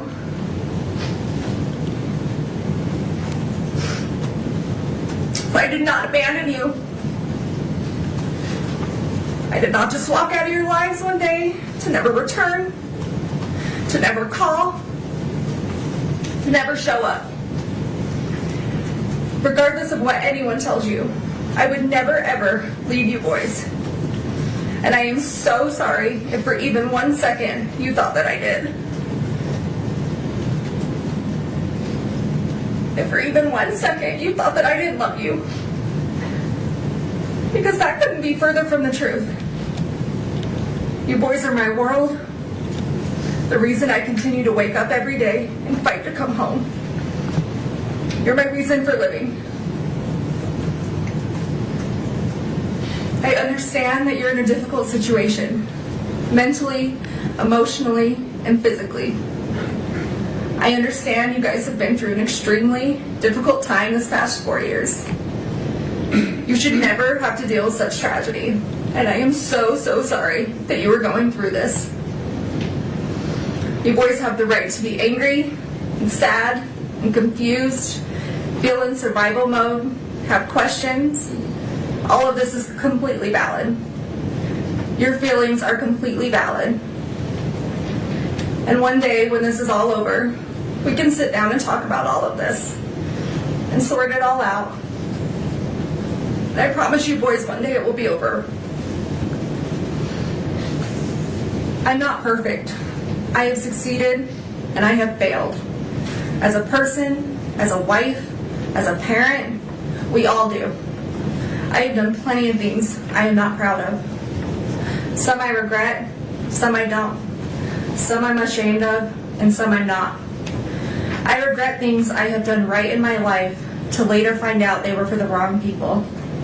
I have said things I shouldn't have. I've done things I shouldn't have. Sometimes I haven't said what I should, or not meant what I did say. There are things I can't change, and long overdue apologies that I owe. There are would-haves and could-haves and should-haves. We all have them. We have all done them. And you boys will too one day, but in your own way. And that's okay. That's life, and we're human. Nobody is all good or all bad. We just get portrayed that way. You're going to succeed and achieve amazing things in this life. You're also going to make mistakes and fail at some things. But use those opportunities to grow and to learn. They do not define you, and don't ever let other people make you think that they do. We are not defined by our best or our worst moments. We fall somewhere in the middle, ever evolving. And you boys are ever evolving. Secrets diminish self-respect. They lose trust. They make us lose ourselves. I fell in love with someone who wasn't your dad. Your dad fell in love with someone who wasn't me. I did things behind your dad's back. He did things behind mine. Don't keep secrets. Always put your spouse first.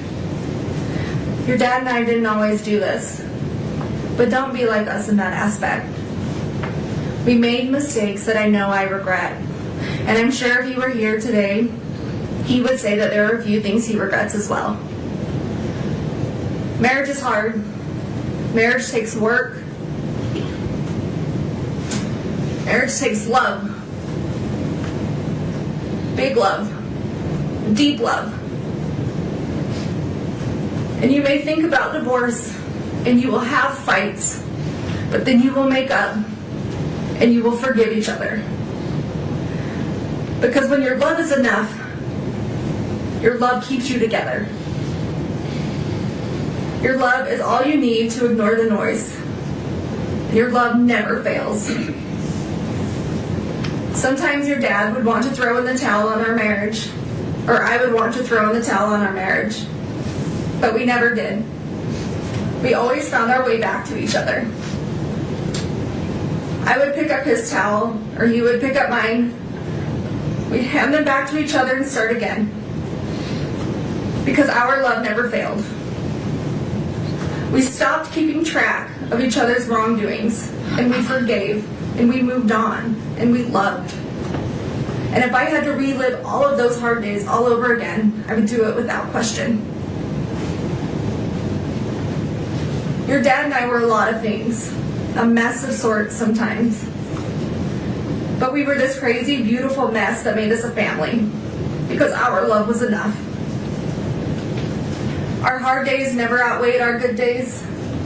Our weak moments never outweighed our most memorable happy days. We always laughed more than we cried.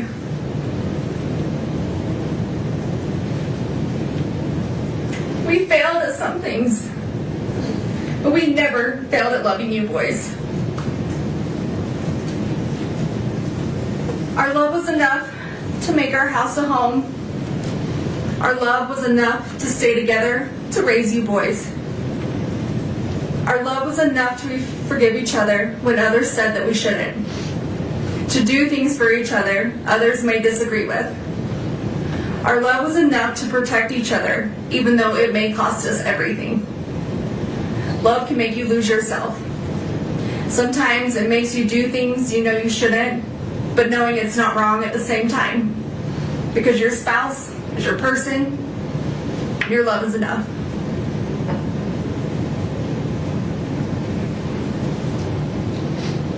One day, you will meet someone and fall in love and understand that just your love is enough. Enough to withstand everything else, the noise of the world, the obstacles, the trials of marriage, the heartache, bad choices, forgiveness. You will understand your love is enough, and your love never fails. Don't worry about what others think about your relationship. Don't worry if they would do things differently. You just love. And you love big, and you love deep, and you protect your love. Your dad and I didn't have it all together. Together we really did have it all. Because we had you three. Don't let anyone choose the direction of your life by their opinions and their judgments. Being able to hold yourself together in the worst of situations doesn't make you emotionless. Separating personal and business life and emotions doesn't make you unreasonable. Resentment can get the best of others. Don't let it get the best of you. People will always have a lot to say about lives they've never lived. Live your life the way you choose to live it. Just be safe and be healthy and be happy. That's all that matters.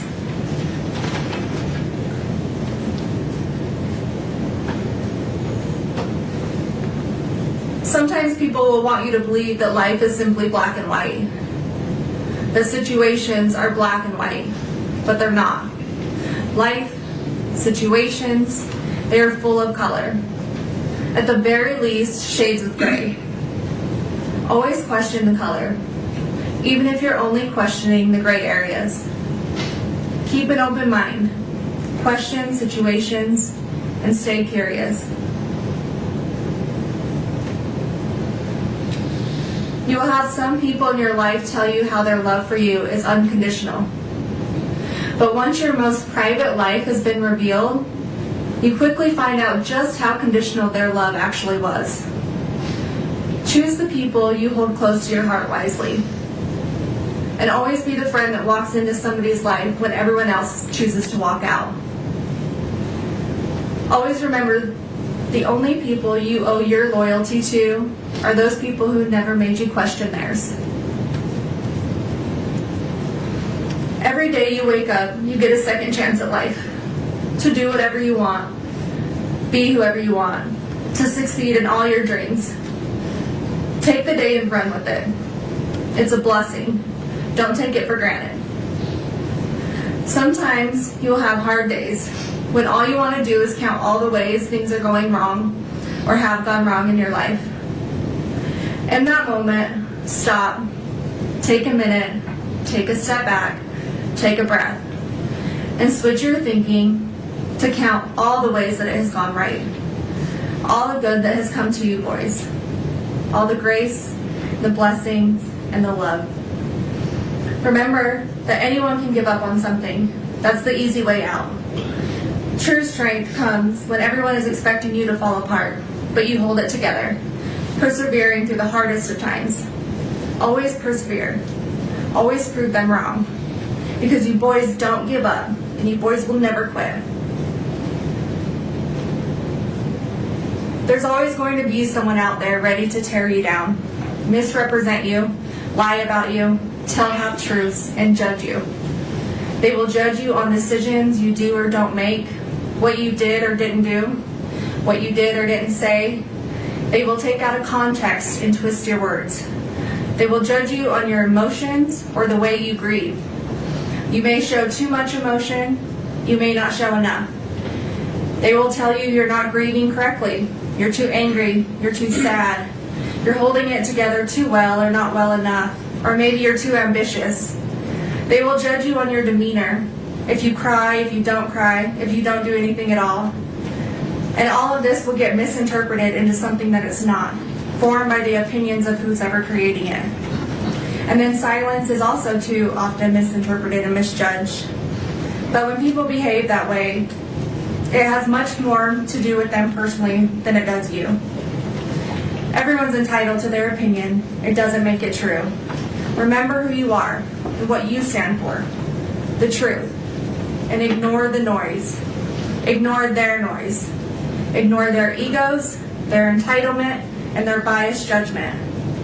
Those who abuse the power and the positions they hold will have a higher power to report to one day, and that higher power holds the final truth, their final truth. Don't ever let someone tell you how to show emotion, how you're supposed to react to any given situation. Don't care what others think about you, what others say about you. Just let them talk. Just be you, be yourself, be authentic, be genuine. Because those who truly know you, who truly love you, is all you need.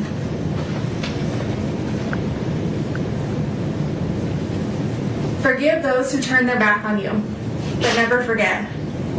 Don't hold hate in your heart toward others. It only brings you down more than it does them. Apologize when you're wrong, even if that apology is long overdue. You can't change what you can't change, and you can't change the past. But you can take accountability when you mess up. Admit when you make a mistake, even when it's embarrassing or humiliating, even when it can ruin relationships, careers, or your integrity. Be honest with yourself and those you need to. But never apologize for something you didn't do. Never admit to something you didn't do. And never beg for mercy for something you didn't do. Don't take the easy way out. Always stand up for what's right, even if you find yourself standing alone or with a small group of people that love you. Believe in yourself and be brave. Never give up on your fight, no matter how long it takes, months, even years. Never give up on truth, justice, and the fight of corruption. When something is broken, fix it. When something doesn't make sense, question it. If money is paying for it, follow the money. Your brothers are your best friends.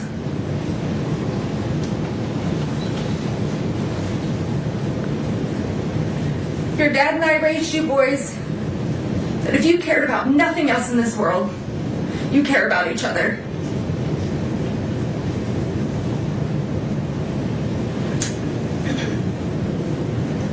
Your brothers will always be there for you. They will always be your brothers. You love them, you protect them, you take care of each other. You support each other, you help each other, and you trust one another. You be loyal to one another, and you keep each other safe and healthy and happy. And you stay together no matter what.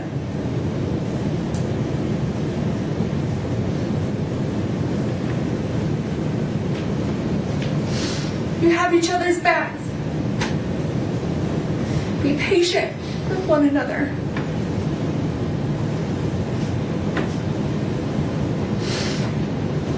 Don't keep track of wrongdoings. Let them go. Forgive. Move on. Show compassion, empathy toward each other. And never go a day without telling one another you love each other. Because you are never too old, or too cool, or too busy to love each other.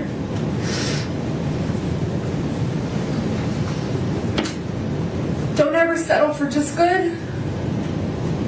Go for great. In school, in your career, in hunting, in fishing, in your relationships, in your goals. Exceed expectations. Be like your dad.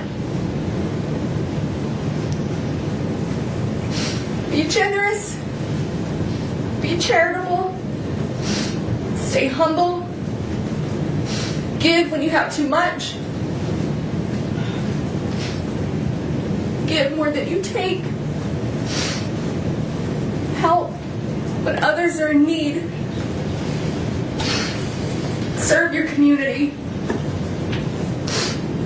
Be like your dad. Never stop learning. Through education, through people, through travel and culture, through business and friends. From your success and achievements, from your mistakes and failures. Be like your dad.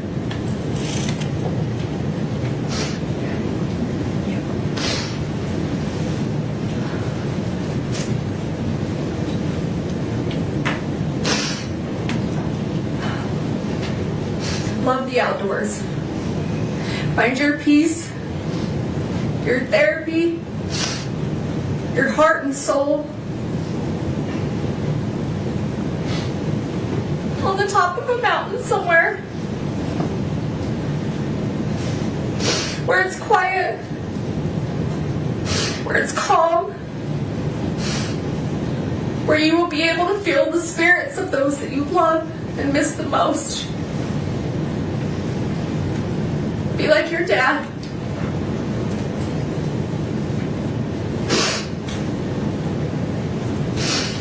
Laugh. Laugh often. Laugh loud.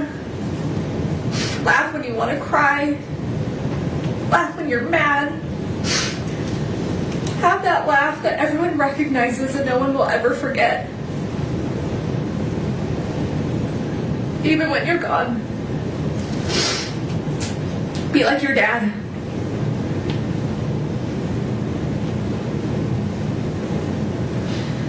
Love your family through the good, the bad, the disagreements, the back and forth arguments. Choose forgiveness. Choose love. Choose happiness. Be a loyal brother. Be a noble son. Be like your dad.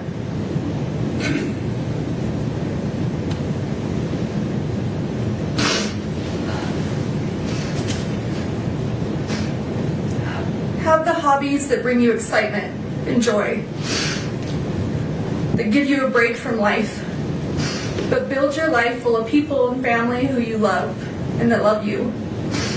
Build a family that makes you happy to come home to every day, with a career that makes you hold your head high.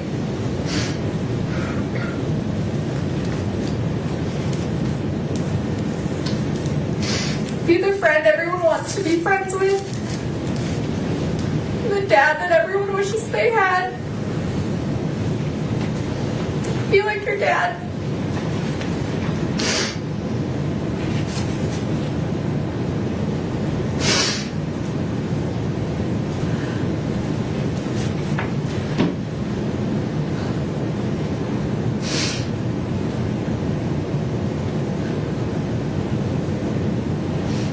As your parents, your dad and I wanted to give you every opportunity or choice that we didn't have.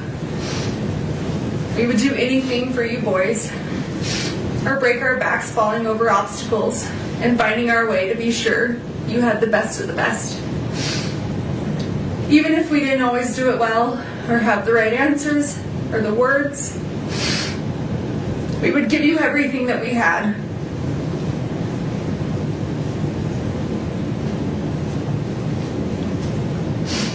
But the one thing I can't give you boys are the answers that you want the most. Because I can't give you something that I don't have. An explanation that I just don't know.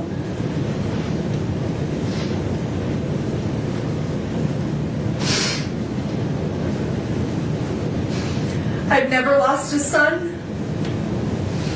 I've never lost one of my brothers, a nephew, or a best friend.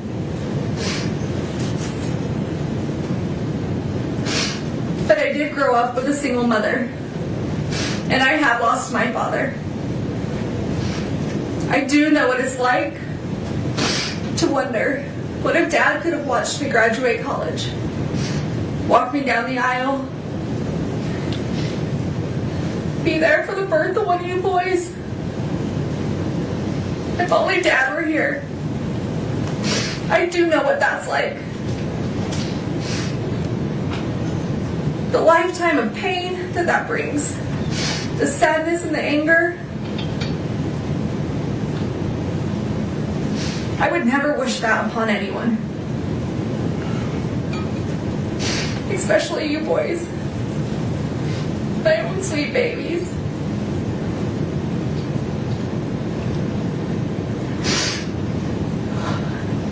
It's a lifetime of what ifs and if onlys.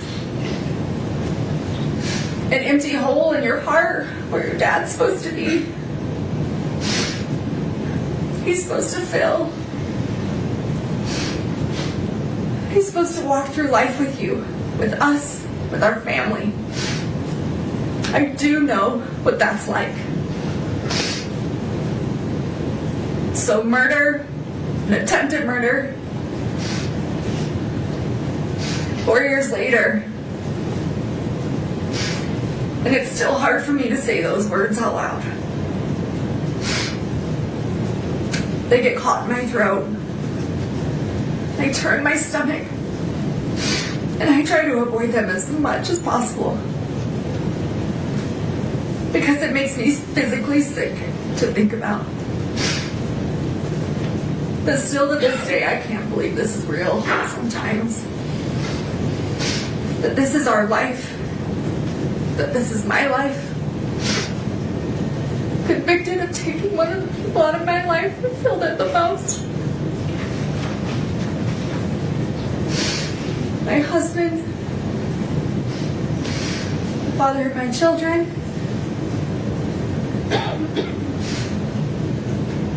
still in shock and still in disbelief.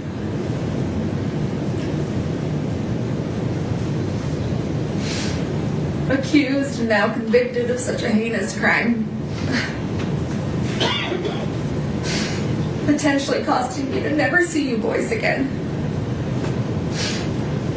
I just lost both of their parents. And there's no textbook answer on how or what we're supposed to do. How I'm supposed to react or move forward. And I'm so sorry you boys are being pulled through the middle of this absolute chaos. Between two families fighting that both love you so very much. Trust and assets, our home,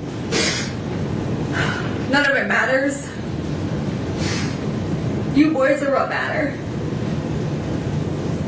Your safety, your health, mentally, emotionally, all of that should be being prioritized. I will and have always prioritized your safety. I am your mother, and that is my job. And for anyone to scare you otherwise is just cruel and heartless.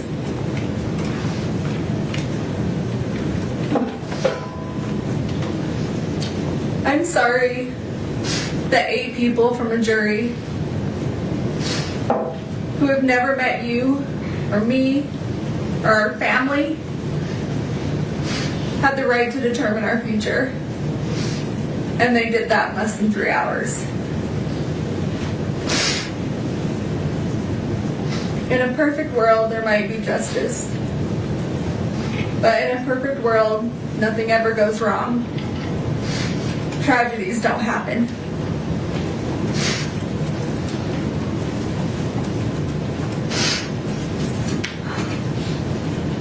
Some think a verdict or this sentencing will be the answer that they seek or that they need, but it won't. It will only give them something else to think about for a while. It may help to disperse some of their hurt or their resentment, but it won't relieve it. This grief will outlive us all. The hundreds of lives that this has affected. The lifelong trauma you boys have suffered this last 4 years will outlive us all. You haven't had to just endure losing one parent, but losing 2. And no child should ever have to go through that. Especially when one was an unforeseen tragedy, and the other based on injustice and a system we're supposed to trust.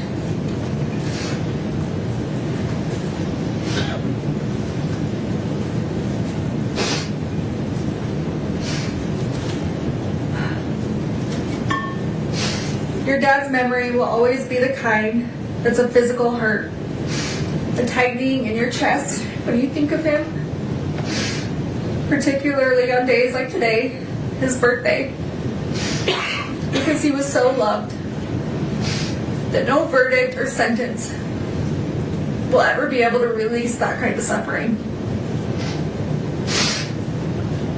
I'm broken without your dad, broken without you boys. God did not put me in this world to take a life. God put me in this world to give life. Your lives.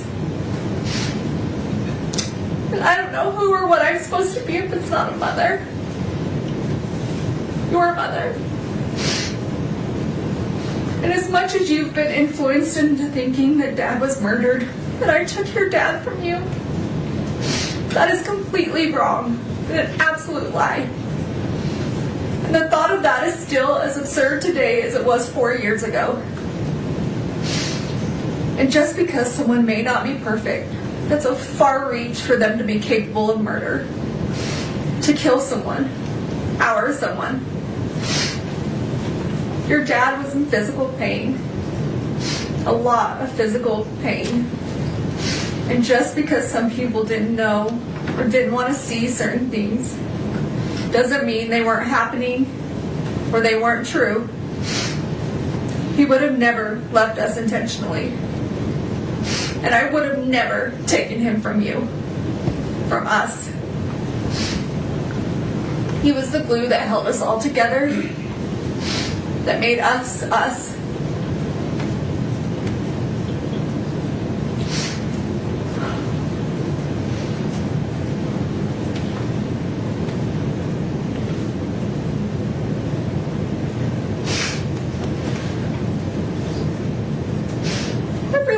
Needs their father.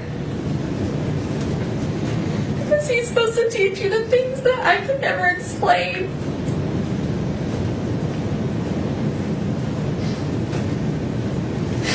He's supposed to teach you and do things with you that only a dad can do.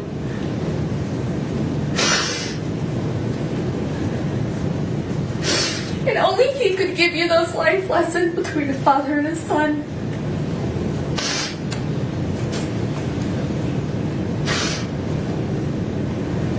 I would have never taken that from you boys. I know how much you need him, how much you loved him.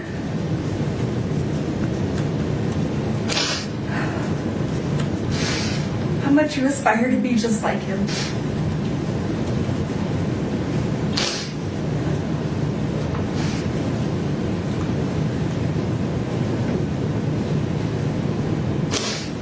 And I would have never taken that from you. And I'm so sorry that I can't bring him back. For you, for me, for our family.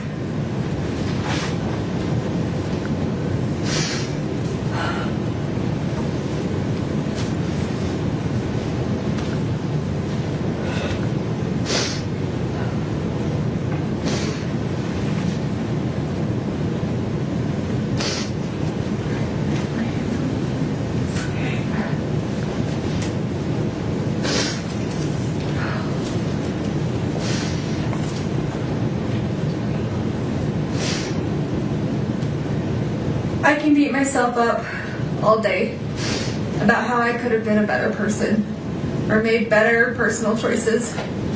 And I can understand and accept you boys being upset about those things. But murder? No, absolutely not. I will not accept that. And I will not be blamed for something I did not do. I will appeal and fight these charges no matter how long it takes. Not because I have anything to prove to this court, to the state, to the Richins family, or to the world, but I do have something to prove to you three. I do care what you boys think, and I need you boys to know the truth. And because of that, I will never quit or give up on this fight for justice, the truth, and coming home to you. So please, I know that right now you may not believe me, that you believe I took Dad from you, and that's okay. I still and will always love you, and I'm asking that you please just don't give up on me. I'm coming home, not today, not this year, but we're going to make this right. Our justice system will get this right, although this courtroom can't seem to. We have a long road ahead, but I will never quit fighting my way home to you boys. I love you more than these words could ever express. I loved you before I ever met you. And I will love you long after I'm not here to say it. And every minute of every day, I miss you boys more and more. And I think about how much I wish I could be with you, that this nightmare would go away, and we could have our family back. This entire situation isn't fair to anyone, but it's especially not fair to you three. And you boys are all that matters. I want to remind you just how strong you are, that you are loved by so many, and I am beyond proud of you, of everything you have overcome, everything you have achieved, and how much you bring into this world.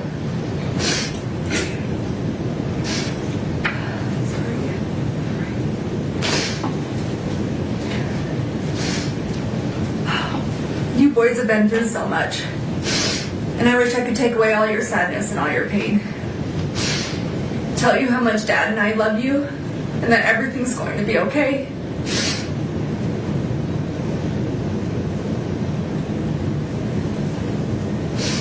I wish I could count the freckles in your little cheeks.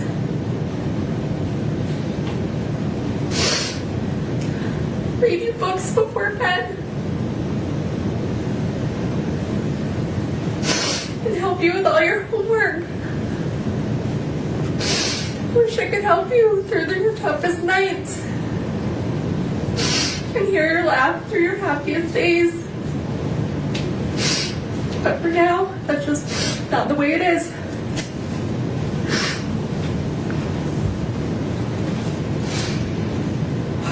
We have to be strong. We have to remember that our strength grows in these moments but we don't think we can go on. But we keep going on anyway, because we have to push through these hard days.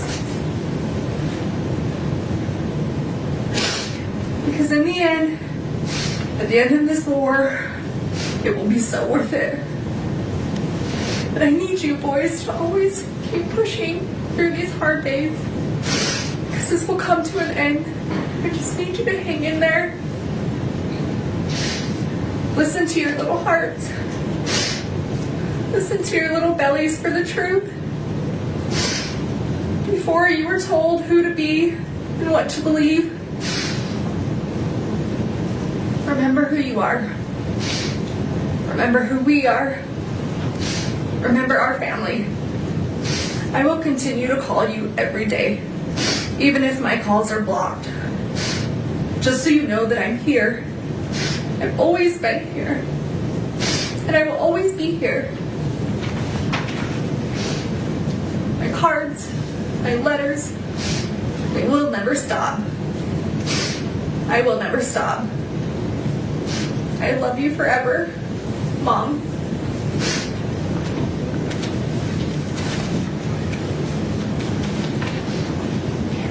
That's all you're.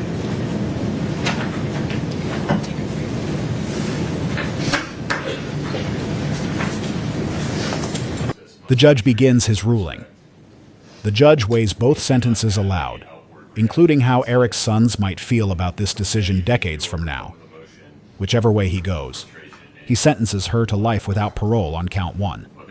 The 4 remaining counts run consecutive to each other and to that sentence. The court has considered the following information: the evidence, information, arguments, and recommendations provided by counsel on the record today,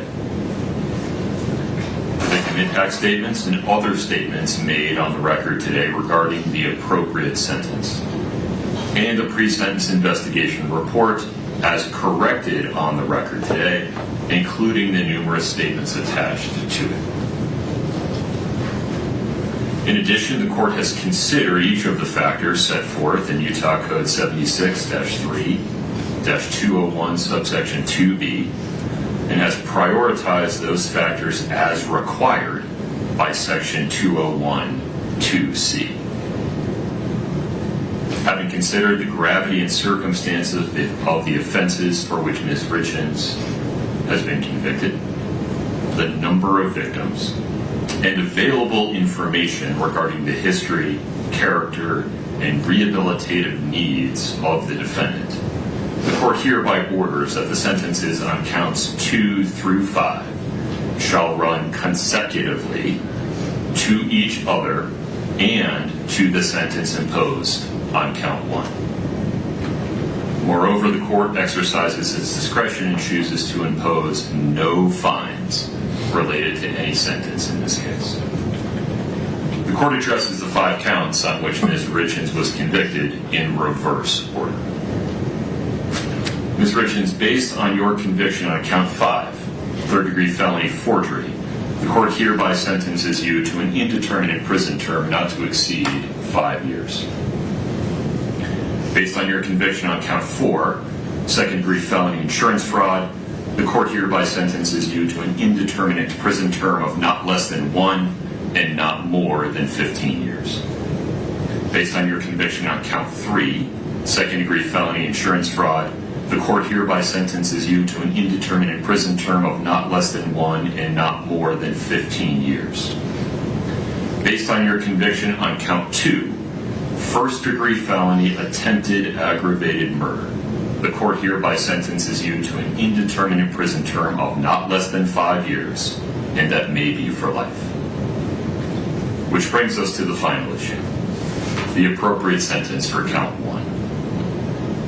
Under Utah Code 76-3-207.7, there are only 2 options: an indeterminate prison term of not less than 25 years, and that may be for life, or life in prison without parole.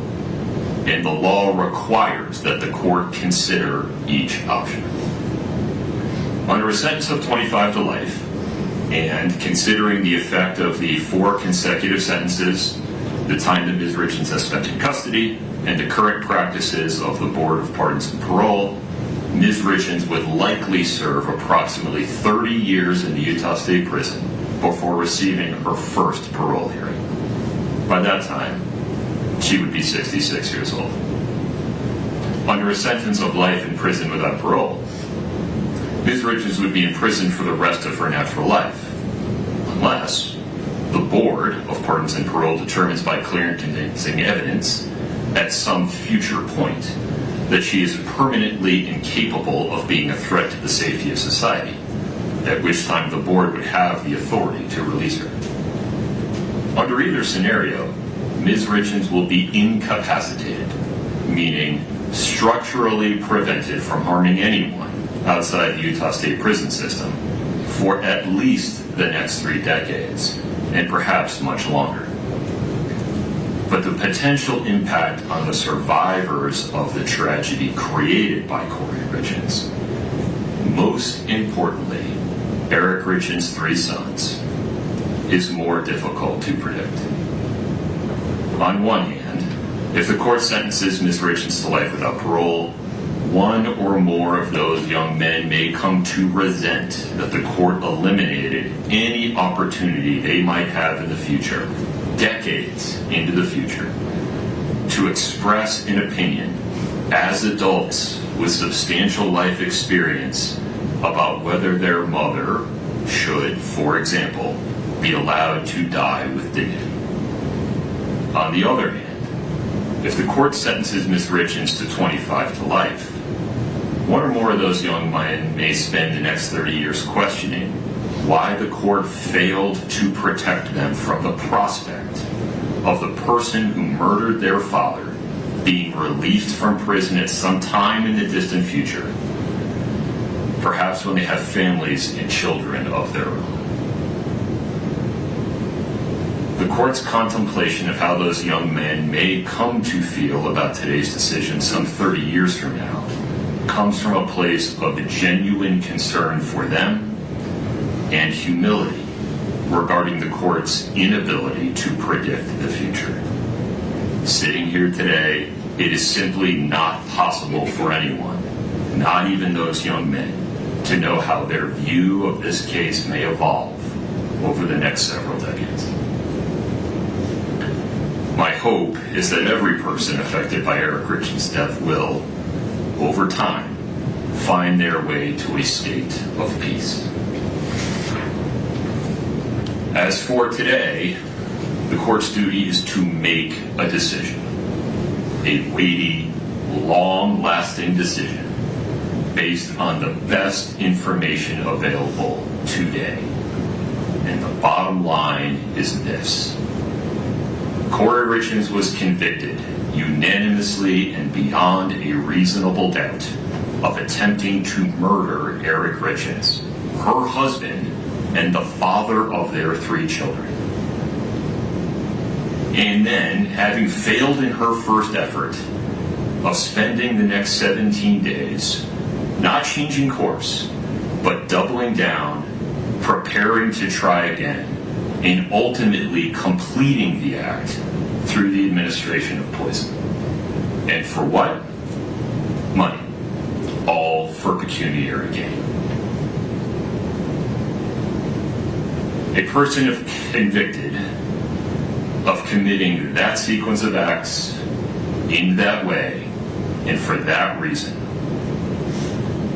and who causes the absolute tragedy that has befallen Eric Richins' sons and family. A person convicted of those things is simply too dangerous to ever be free. Accordingly, Ms. Richins, based on your conviction on count 1, first-degree felony aggravated murder, the court hereby sentences you to life without parole. You have the right to an appeal. You must file a notice of appeal within 30 days. You have the right to be represented by counsel on appeal. Mr. Bloodworth, anything further? No, Your Honor. Ms. Lewis, Ms. Nestor. Your Honor, we anticipate filing a motion for new trial and would like a date set. We have a substantial record in this case. We will file a notice of appeal of the conviction and the sentence, and ask that everything be stayed pending the motion for new trial, as we're entitled to do under Rule 4B. Excuse me, but we think we need sufficient time to file a motion for new trial based on the substantial record that exists in this case, longer than the typical 14 days, because this is not only the trial itself, but the years of litigation and motion practice that preceded the trial. We were hoping that we could get an agreed deadline of 90 days to file a motion for new trial, mainly because for half of June I'm out of the country, and for half of July Lewis is out of the country. Normally we would ask for 60, but there's going to be a month in there where both of us aren't available. So we're asking for 90 days. All right, Mr. Bloodberg. Your Honor, the state objects. The rule provides for 14 days. You can't imagine this is a decision that was made today. I think council's had the last 53 days to prepare the motion, 14 days pursuant to the rule. I appreciate that it's a lengthy record in this case, but the issues available for the trial are fairly narrow. The state recommends the 14-day time period as provided by the law. There is one other thing, Your Honor, on that as to why we need the extra time. So we have asked the county to retain an expert to assist to do a declaration attached to our motion for new trial, and it's going to require us to go before a separate entity to decide whether that funding is approved, and that just takes time. So that's another issue we need.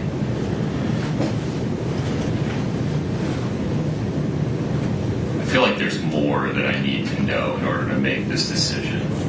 And so I can also appreciate why defendant is concerned about the 14-day deadline so they do not lose that opportunity. Sitting here today with very little information and the state having very little opportunity to respond to this idea, I'll extend your deadline to 28 days. But within that time, if you want to file a motion to extend it, Ms. Nestor, with more detail, you have 14 days to file that motion.